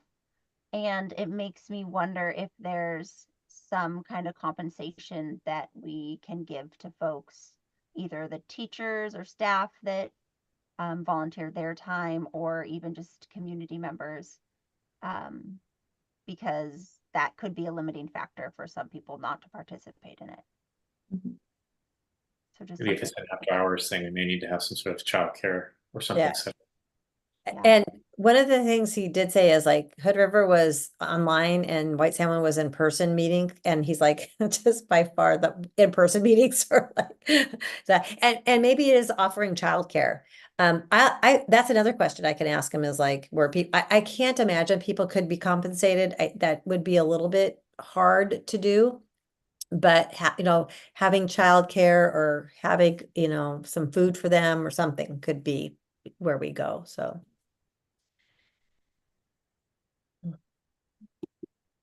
all good points. My next thing is communication. Julie and I created a 4-day student contact week survey. So far we've gotten 18 responses. We are going to just send it out just as its own link on its own so that it doesn't get lost in the newsletter. I am meeting with Lisa Kaysberg for transportation just to kind of before we go too far with this, make sure that is available. Wait, yeah, we need to make sure that's available, that we can do that. I had already talked to her during the summertime about it, so she knows it's out there.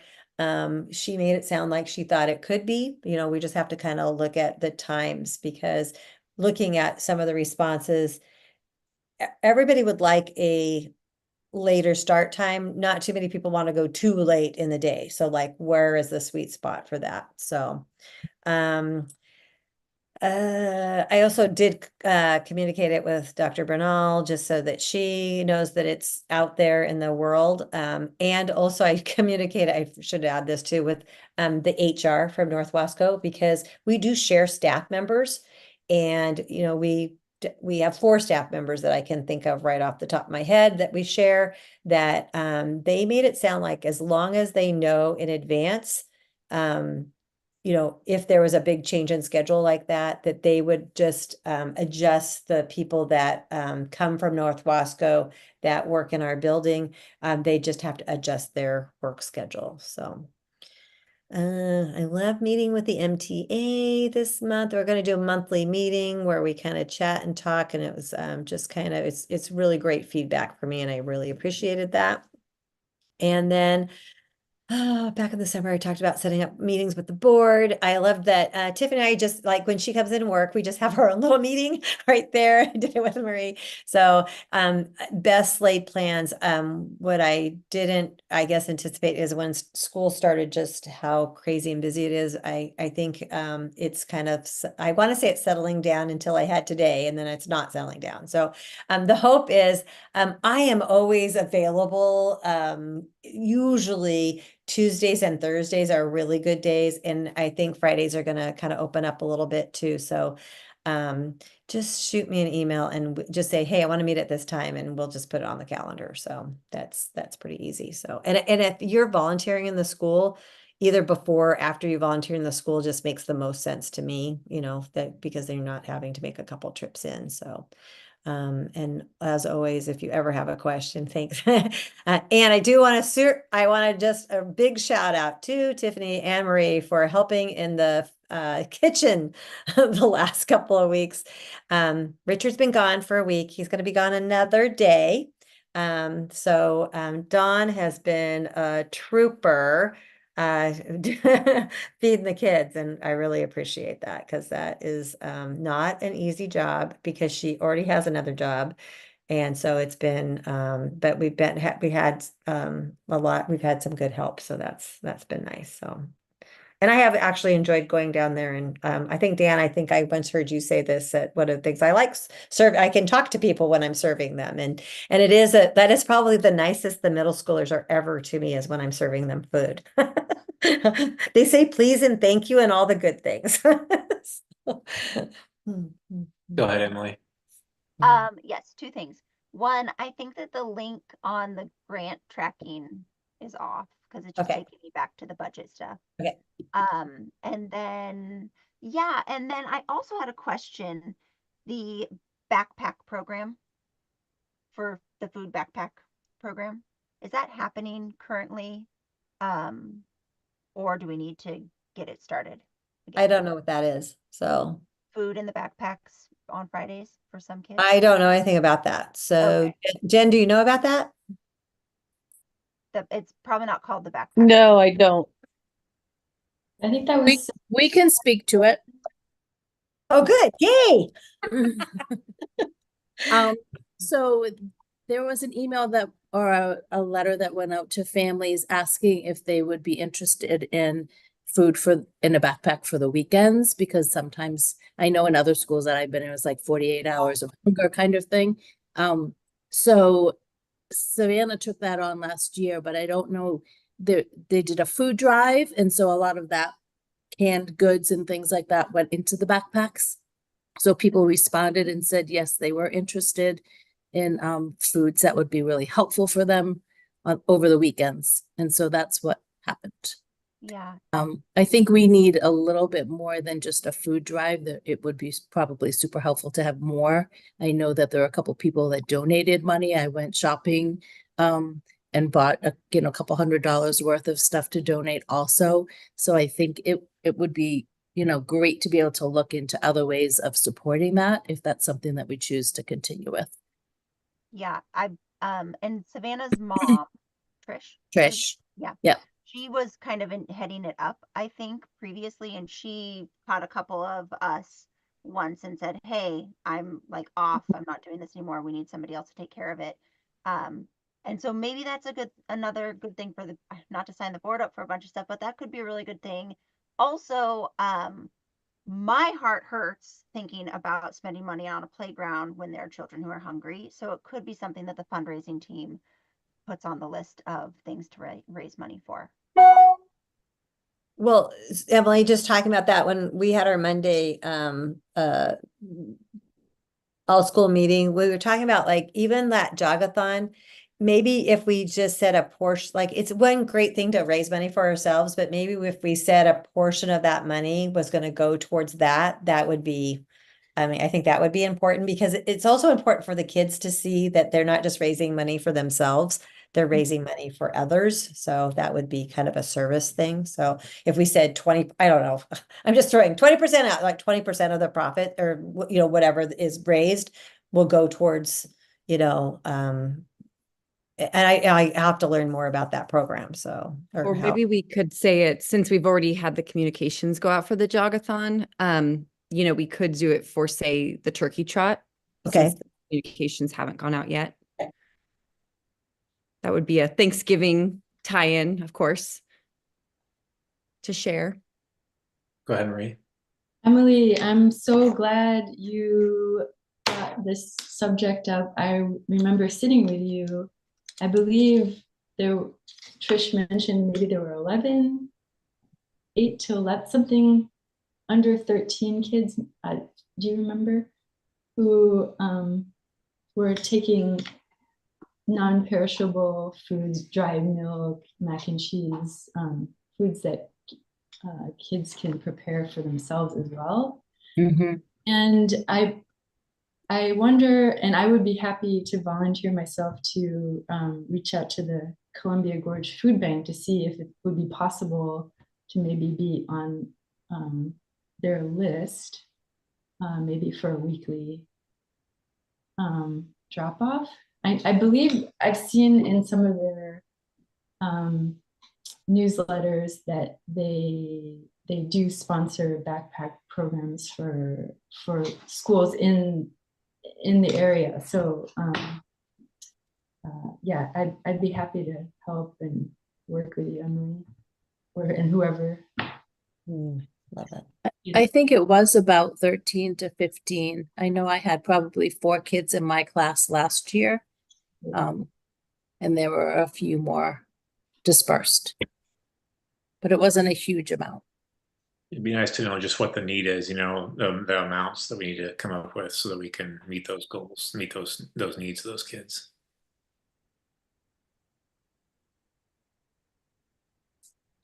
Yeah, thank you, Emily and Marie, for talking about that. And I look forward to working with you all to meet that need. To go back to your ED report, we had 2 items on there, action items. There's the assistant principal contract and leave of absence for Sarah Grace, and there is the motion here. I have them that you prepared for us. Actually, these are separate motions for that Brent prepared for us. I don't have the votes ready yet. 1 second. So one of them is just to approve the assistant principal contract. Is that correct, Michelle? Yeah, we had that on last night and last time, and so we just need to have the approval for Jen's contract. All right. So I'll make a motion that we approve Jen Langley's contract. Can I get a second? Thank you, Emily. All those in favor? Any opposed, please voice your opposition. Motion passes.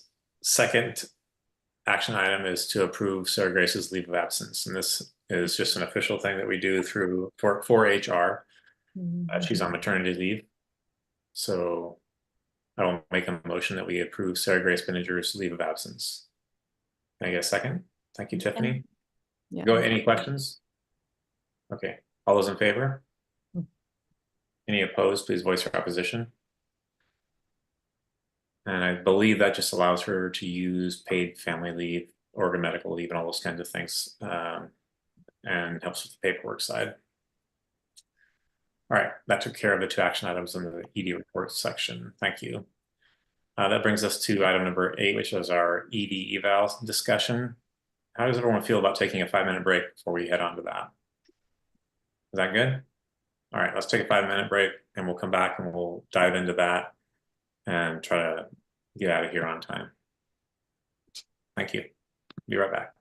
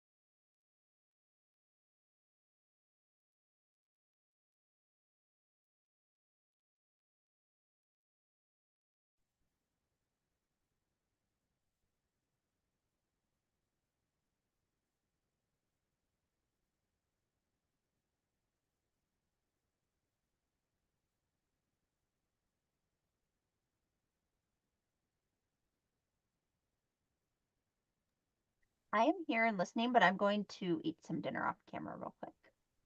Sounds good. Same.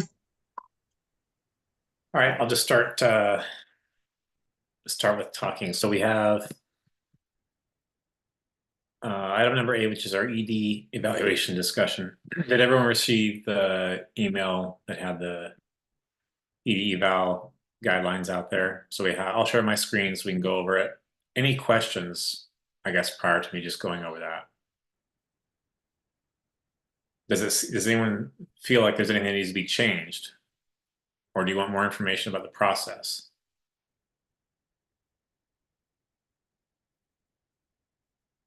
You're muted, Marie.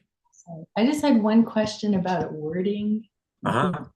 Nothing serious. I think it was standard number 5. Communication and community relations. So it was line number 5, cultivates relationship and partnerships with members of the business, civic, and local government in support of. Oh wait, sorry, no, that's not what.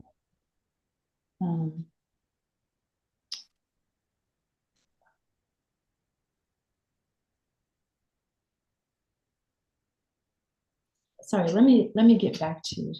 No problem. So a lot of this is just pulled. A lot of it is pulled right from the student eval book, and then it's just Michelle spent some time. Yeah, the same one we're both looking at. Yeah. So we met the other day, and then just this book is very comprehensive. It has a lot of it has to do with superintendents, so it was kind of narrowed down to be more specific for our school. Some of these things may have less gravity on that standard than other things. So, collaborative systems in the communications standard 5 is probably more important than reaching out and cultivating relationships with our business partners, but there's that kind of work is still happening out there. And the business partners can include Wasco County. So, as we go through this initial process is the framework. We can also narrow it down because there's still a number of months where we are just meeting informally and going over anything that comes up. But then it comes down to the self-rating part of it and that process down to the end. So there's still time to adjust it, I guess, is what I'm trying to say. Michelle, you were going to say something there. Okay. Okay, I found oh, sorry. Go ahead. Yeah, it was just in the wording. I was just wanted clarification. So standard 3, line 5 ensures equitable, inclusive, and culturally responsive instructional and behavioral support practice. Amount teachers, I'm sure it's just a small typo. Let me see. But I couldn't. You're gonna find a few of those because I was just typing it really quickly. Among teachers. Right. So I should say among teachers. Among teachers. Thank you. We'll edit that. All right. I found a couple, so. Okay, so everything else read, yeah, that was the only one where I. Yeah, and this is similar to the stuff that we've used in the past, but it just comes from OSBA and COSA. I think it's something that we can refer back to as we go through. We look at it a little bit more. If there's ways that we can narrow down some of these standards to better fit our school, that's great. But at least we have those metrics that are in there. Any other questions or concerns about any of this? I just want to make sure I do understand the process because I've never done it. So will Michelle do a self eval and then and then we do a feedback, like a survey of the feedback and then a final evaluation? Is that how it goes or? So there'll be a self eval section. There'll be feedback from employees, so there'll be kind of like we did last year. There'll be I think it's called a targeted survey. Okay. And that survey will just be something that the staff can use to, do their evaluation as well. And we're looking for things that we can build on, if there's anything that needs to be improved, things that we can improve. It's just in the end, it's meant to be a valuable tool for Michelle, something that we can use as a, so the board is aware of, what we're doing and how we're doing as a school, how we're doing, as far as our leadership component goes, but also if there are areas where we can improve on, that she has that information. And those would generally come up earlier, like if there's other issues, you generally know ahead of time. But part of that process with, meeting with various board members, meeting with the board chair, would suss any of those things out. Go ahead, Marie. Okay. Yeah, so, and then in the end, the board does an evaluation based on these standards and gives these scoring, 1 through 4, basically. And that way, and another thing Michelle was saying yesterday, like if you had a 5-number scoring system, everyone would just give you a 3 if they didn't know. This forces you to give a number that's either positive or negative, and you have to explain it. So that's, it forces more engagement with a 4-number system versus a 5-number system, which is good. But these standards, they're pulled right from COSA and OSBA. So some of them may be harder to quantify, but I think as we move forward, if there's questions about that, asking those questions can help do that. Thank you. Does the board need to decide on the targeted feedback? Not yet. Not yet. Okay. We have time. This will be wrapped up by March 15th. So we still have, 5 months or so. Okay. Is there also a broader, is there any engagement with the school community beyond teachers, staff, and board? That's a question that we can, bring up during the subsequent board meetings, and who do we want to engage? I think some of our weaknesses in the past have been communication and getting word out to families. Something that we've tried to focus on as a board and as a school for a couple of years now. So there's things that we just have to figure out what that would mean. Like what topics do we want to ask about? And how that affects what metrics or what standard that falls into, whether that's the communication standard or whatever. We just need to identify where that would be in the standards that she's being evaluated on, and then ask pertinent questions that give us information that we can go off of. Does that answer your question there, Emily? It does, thank you. Okay. Michelle, do you have anything to say or add to this? No? Okay. All right. That's available. You'll have it in your inbox.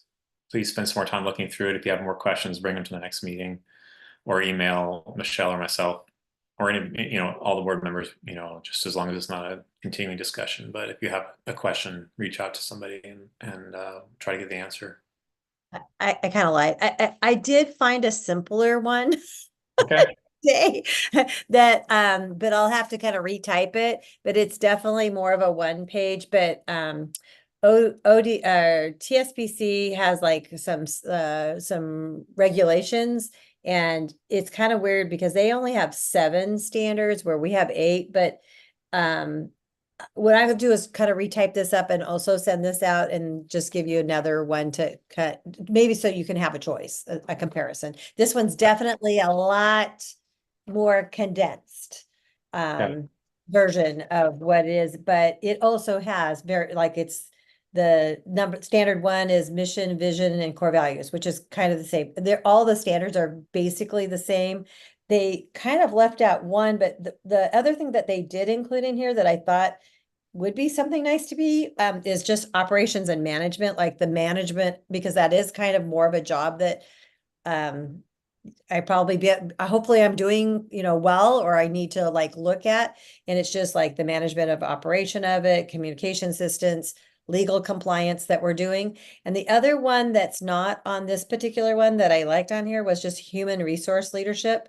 And it's just making sure that we have a professional culture, workplace conditions, supervision, and evaluation, whereas that would be something that would be nice to have feedback from, the staff from that, like how are things running I think that's a more tangible thing for them to have than some of them. I think on this other one, as I kind of read it a little bit more, it's just we're kind of repetitive to me a little bit, so I don't know. But I'll try to type this up, and this is I have stolen this from Jen Langley's mentor for their program, but when I was talking to him about this, he said like these are actual part of their ORSs, so they're regular, administrative rules. So from the state of Oregon. So, but I assume that COSA is also using those since they are supposed to be following the state of laws in the state of Oregon. So. Yeah, if it's simpler, but doesn't, if anything's left out that we want to add in, yeah, just send it out, and board members, please look that over prior to next month's meeting. Get a feel for the different formats there, and we'll work with Michelle to get something out that works well. I tried to do something with it today, but then we had a plumbing issue. So go ahead, Marie.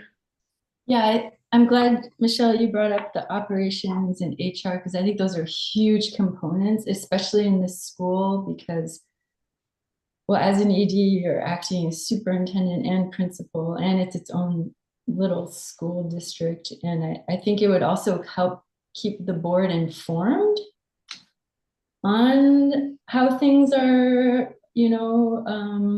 going with operations in the facility. So I think that would be a great addition. And for just, the future moving forward for the school, I think it just allows for more information and then more ways to measure how the school is doing operations wise, facilities wise. And so, yeah. Thank you, Marie. Any other questions regarding the ED evaluation discussion? Okay, that brings us to item number 9, which is the DOE grant project. And we have a few action items here. One of them is LED lighting update. The other is the approval of the project manager / owner rep, and then also the grant manager approval. So there's some pre-prepared motions that we have here that I can read over. I'll share on my screen. And then the other is to have the ED as a signer for contracts as we start getting more into this process, rather than one of us, because it's something that's run by the ED anyway. And we'll be aware of what's going on, but as the process moves forward, there needs to be a signer, and the ED should be the person who's in charge of that. So let me share my screen with these motions, and then we can have a discussion. And I will be recusing myself from discussion and voting for this bit. For the second one, right? Yeah. One that doesn't, there's 2 that don't include you. I think I'm supposed to recuse myself from all DOE. That's fine. Yeah, I don't think that. I think it's probably best that I just turn my screen off. Can everyone see this? These board motions here. So the first is a motion to approve electrical contract with Land Electric for $49,500 to upgrade the lighting to LEDs.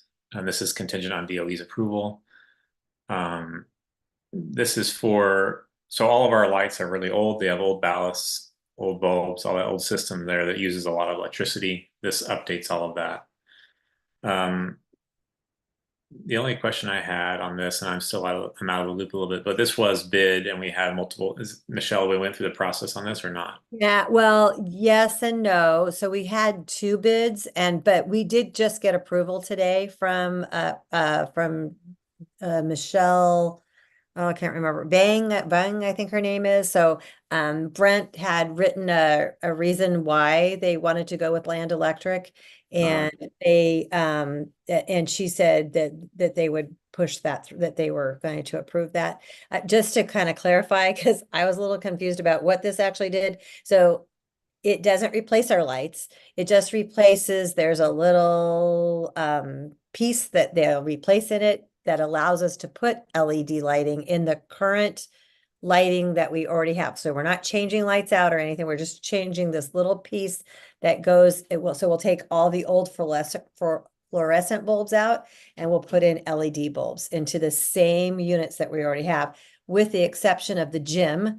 The gym will get I think it's 14 new LED lights for the gym. So they'll replace the current lighting, and it's kind of weird. There's two separate, it looks like there was two separate times that lighting was put into the gym, and so it will just be all the same lighting in the gym, and it will be LED lighting. So, and then there's a couple in the hallway of the gym. So, just to be clear, we're not getting like brand new ballast or anything. It's really just this little piece that they put in there, and they replace the bulbs. So Is it just to make the ballast able to accept an LED bulb? Yep. Okay. And Go ahead, that's Tiffany. for, oh, thank you. That's for every light inside the school? Okay. And he's able to do it. He's going to do it after school and when we don't have school days, because it would be very disruptive to have a ladder in your room getting. Mary Ellen, would you like to have a ladder in your room while they're replacing the lights? No. Do you What's guys the happen timeline? to have like a list of the items just in case I can get them donated? I A would be list- interested in that. A list of what items? The items for that electrical contract. The product numbers, yeah. Yeah. Okay. I can There- find that out. I don't know. So There is a bid that outlines it that came through on one of those emails, but I don't know if it has actual the product number on it. So Just an idea, but no worries if not. and they have to be made in the USA, so that also makes them a little bit more complicated. So What's the timeline on this, Michelle, or when will they start, or can they? we're hoping as soon as possible. So this was something that was supposed to be done over the summer, and we kind of ran into, I'm not quite sure what we ran into. I think this is when you do the third motion, this would help alleviate this problem because I think they needed a board approval, and we kind of went back and forth, and then Land Electrics didn't have time to do it. So then we went out to another bid, and then Land Electric did have time to do it. And so the preference from Brent and also probably from Mitch would be Land Electric to do it because they're the ones that did all the like he knows the electricity in our building, and that's really important because it is a very complicated wiring process we've got going on there. So Awesome, thank you. any other questions on that first motion? Okay, I'll make a motion that we approve the electrical contract with Land Electric for $49,500 to upgrade the lighting to LEDs. And we do have DOV's approval. Can I get a second?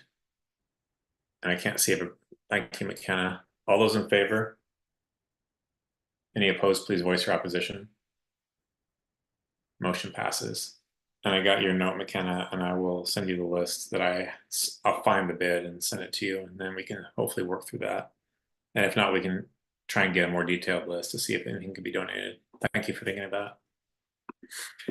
The next motion, we've talked about this in the past, board members who've been on here for a while, but the reason that Marie is recusing herself is that the DOE would like to see an owner's representative that is not the contractor doing the work, but somebody who's our advocate who can look at that and make sure that we're getting what's done appropriately. And also, and Jill has been working as a grants manager. This is just officially saying Matt Kaler is our owner's representative and Jill Maynard is our grant manager. These are two positions that are already filled by them, but this is just to make sure that it's above board and that I'm pretty sure we approved this in the past, but I don't remember. So we'll just do it again. Any questions on that motion, the second motion there, or any of those pieces there?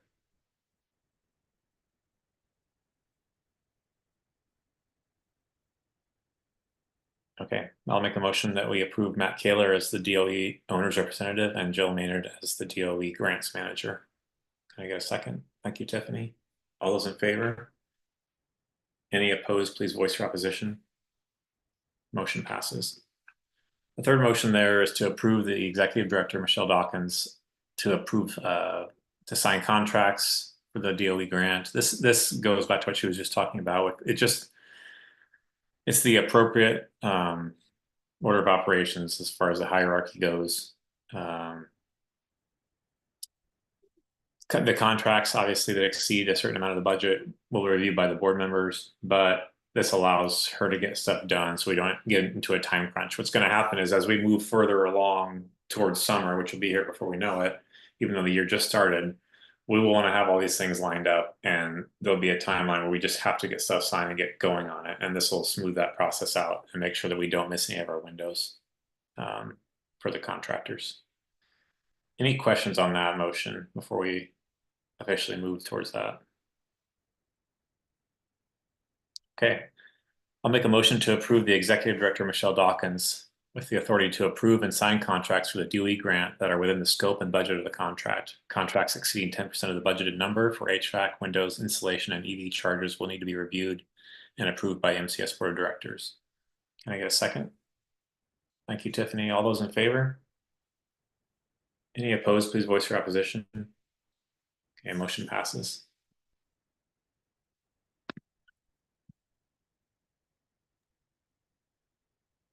I just sent the electric bid thing to you, so hopefully Thank it. All right, this brings us to item number 10, which is our garden work party number 2. We had a really successful work party number 1, and I just wanted to get it out there if we had our date set for that yet, or any further, or is that going to be finalized at our next Tiger's Den meeting?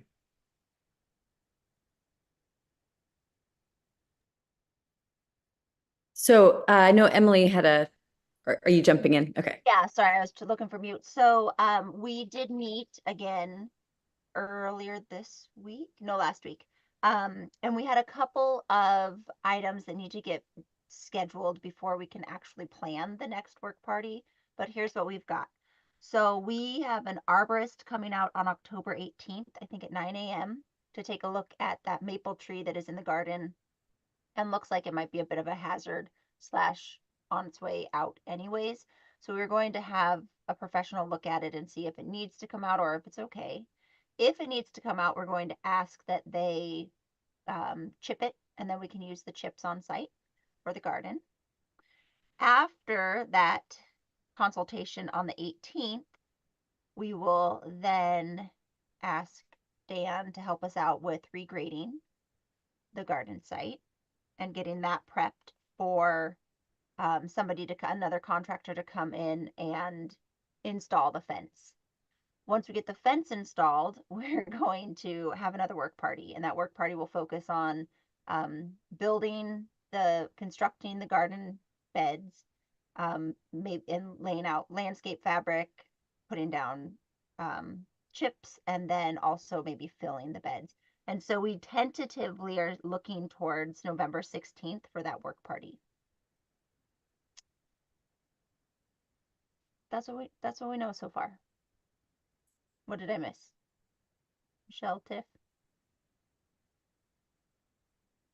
We might see if the middle schoolers can help us with some of the putting stuff together. That was it. That's right. Yep. Some helpers. So So the Dan is arborist- on my to-do list to reach out to you to see if we can get you after the 18th. Okay. Yeah, that weekend of the 26th, 27th is a good one. Maybe I'll check my other notes, my other calendar here.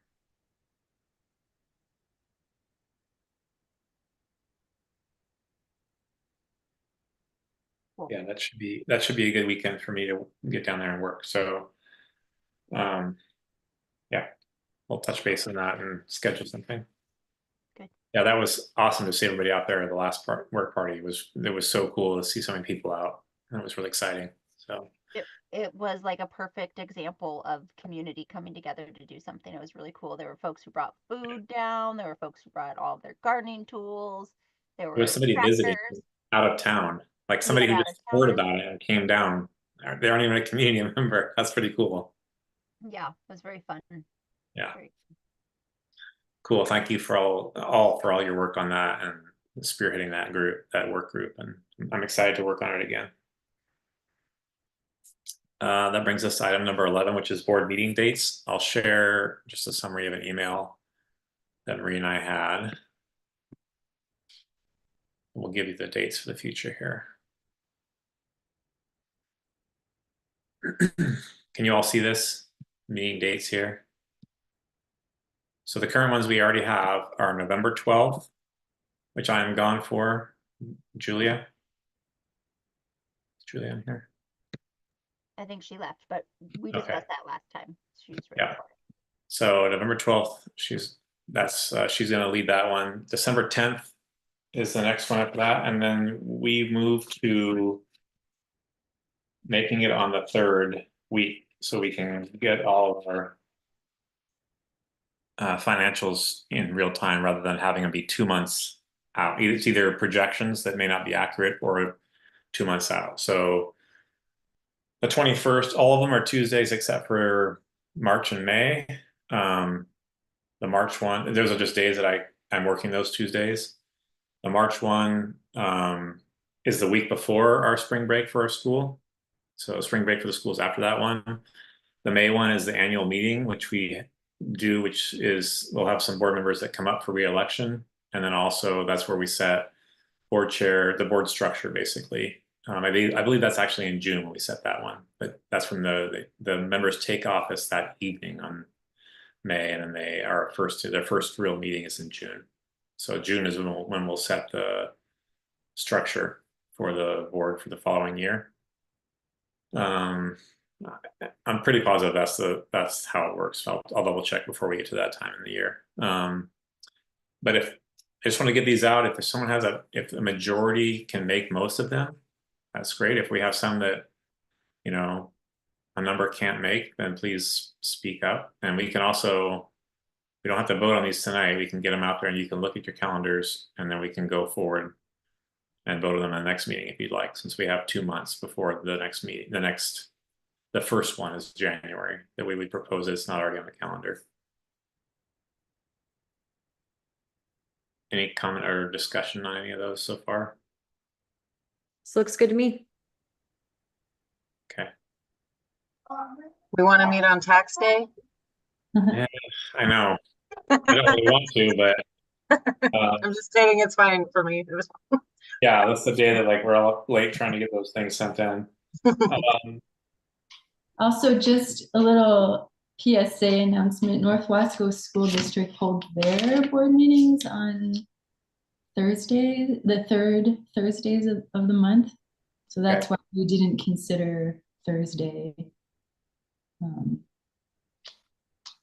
not be in conflict with them. Yeah. Thursday is also awful for me in general, but yeah, thanks. Thank you.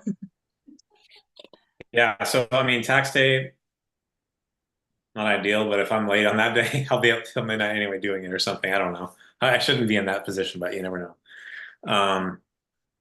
Yeah, this is just a first look at it. A lot of those dates, most of them worked on Tuesdays, which is the idea. The ideal would be just have it always on Tuesday. And I think that when I'm no longer the board chair, we can probably go back to that. Unfortunately, my weird schedule affects all of you, and I'm sorry about that. Okay, I'll send this out in an email to everybody, and then please reach out to me if there's any issues with any of those dates. And then if we have more than a quorum from the majority of them, we'll move forward with these dates. I'll just tell you now, they all look okay to me. Okay. Sorry it took me so long to do that. It's okay. It's okay, and thank you to Thank whoever you. updated the calendar that's online for the board meeting dates. I noticed that got updated, so it's great. Is that Daphne, Michelle, that does that? No? I did it. So yeah, we're trying to work on consolidating to one calendar. It's it's a process. McKenna on that. So that wraps up number 11, which is our board meeting dates. We move to committee reports. McKenna, I saw a calendar sent over. Do you want me to share that to my screen? That'd be great. Yeah. Give me a second here to save that to my file so I can share it.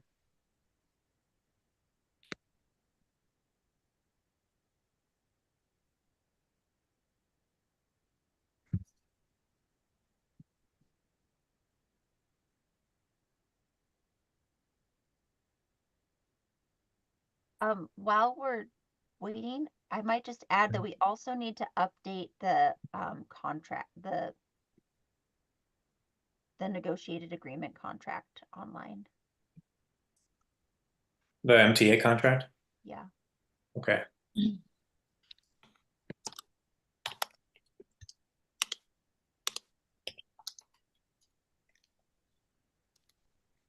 Had a helper. Hmm. The format, it's in Word on your end, right, McKenna? Sorry, what was that? It's in Word. Yes. My computer is a Mac. It does not like it for some reason. Oh, it's just the academic calendar. I can send it in a PDF or I can just email it if Let me see if it opens up And better. yeah, I do want to kind of be clear, like for the academic calendar, I don't think, I think our fundraising stuff can go on like a calendar that goes on like the website, but to put it on the academic calendar would be pretty, confusing for a lot of our families.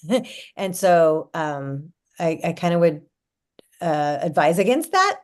So but having it, what we're trying to do is make that one calendar so that when it's on the website, when you go on there, the events show up because that's normally how most like school districts do it. But normally you wouldn't put fundraising things on an academic. It's really just like when are we in school days? So, but we could put that, you know, in addition or have it on there, but we need to keep the academic calendar academic. So fair. That sounds good. yeah, but it was really helpful because I am trying to go into, we have a MCS like calendar that should be linked to our website. And so we're working on that. Unfortunately, my one of the lead people for our website is busy right now, really busy producing a human. So She is. Gotcha. Yeah. Well, I can just jump in on a few of the things that are going on. So for the next big thing that we have is the Jogathon. And so that's on October 23rd. And the good news is we're almost at about 20% of our goal already of 20,000. And there's only been 21 kids that have even registered. So it's a great start. However, that's not a lot of engagement yet. So if we can try and spread the word, and I'm happy to help anybody get registered if it's challenging at all. So that's on a good track. And then our skate night is, McKenna, could you go back really quick for Yeah. for registering for the jogathon? Is that something that each kid does and then they just send a link to their potential supporters?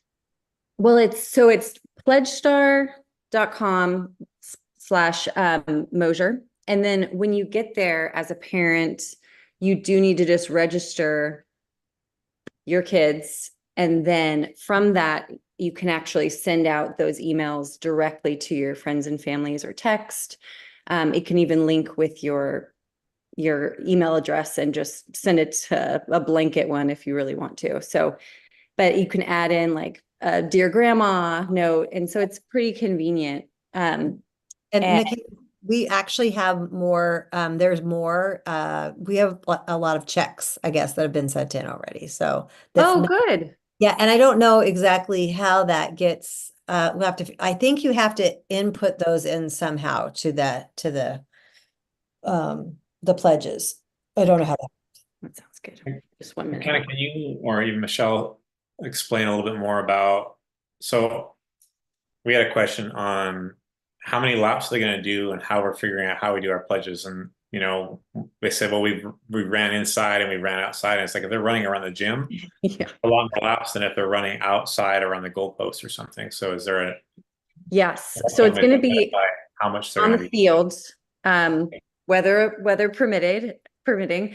And so we don't have that data on how many laps they'll run, but it is 20 minutes of running time. And we'll be tallying those with the volunteers. And then, but yeah, we would encourage people probably to do a flat rate this year until next year when we know, oh, you did 20 laps last time, so you can pass that on. I think Dan should pledge $5 a lap for each kid. For my kids.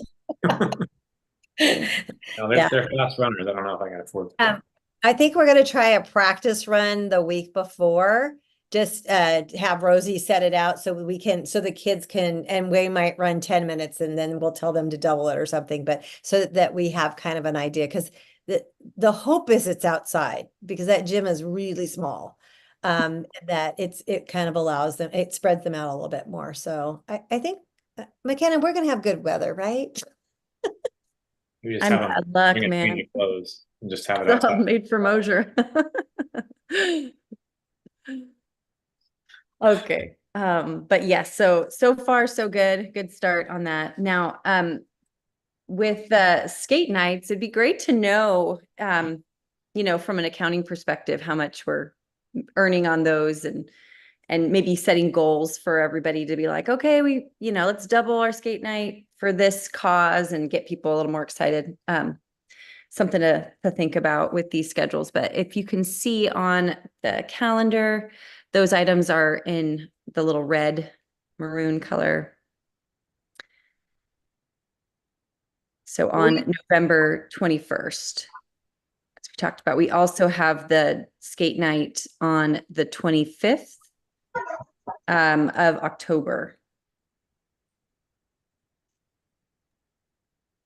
And that is a fundraiser for the promotion, for the middle school promotion. So That's great.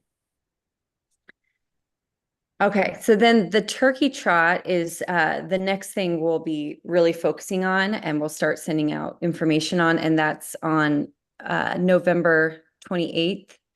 And we have our Tiger's Den meeting is tomorrow after school, 2:30 at the playground. And so we'll be able to talk about what we're going to be raising money for that one. We also have the holiday fair on there if you're looking at December. So that's the 7th and 8th. And then skate night is December 13th. And we don't actually, the Frozen Junior Play is on the calendar as well. However, it's a donation only. It's not a paid event. And then we can discuss the other ones later if you'd like, or if you guys would want me to read through them all. All board members have this calendar, so look through it as we get closer along in the months. But thank you, McKenna and the Tiger's Den, for working on all this stuff. And it's promising that we're already getting such good turnout for the jogathon. So Definitely. Yeah.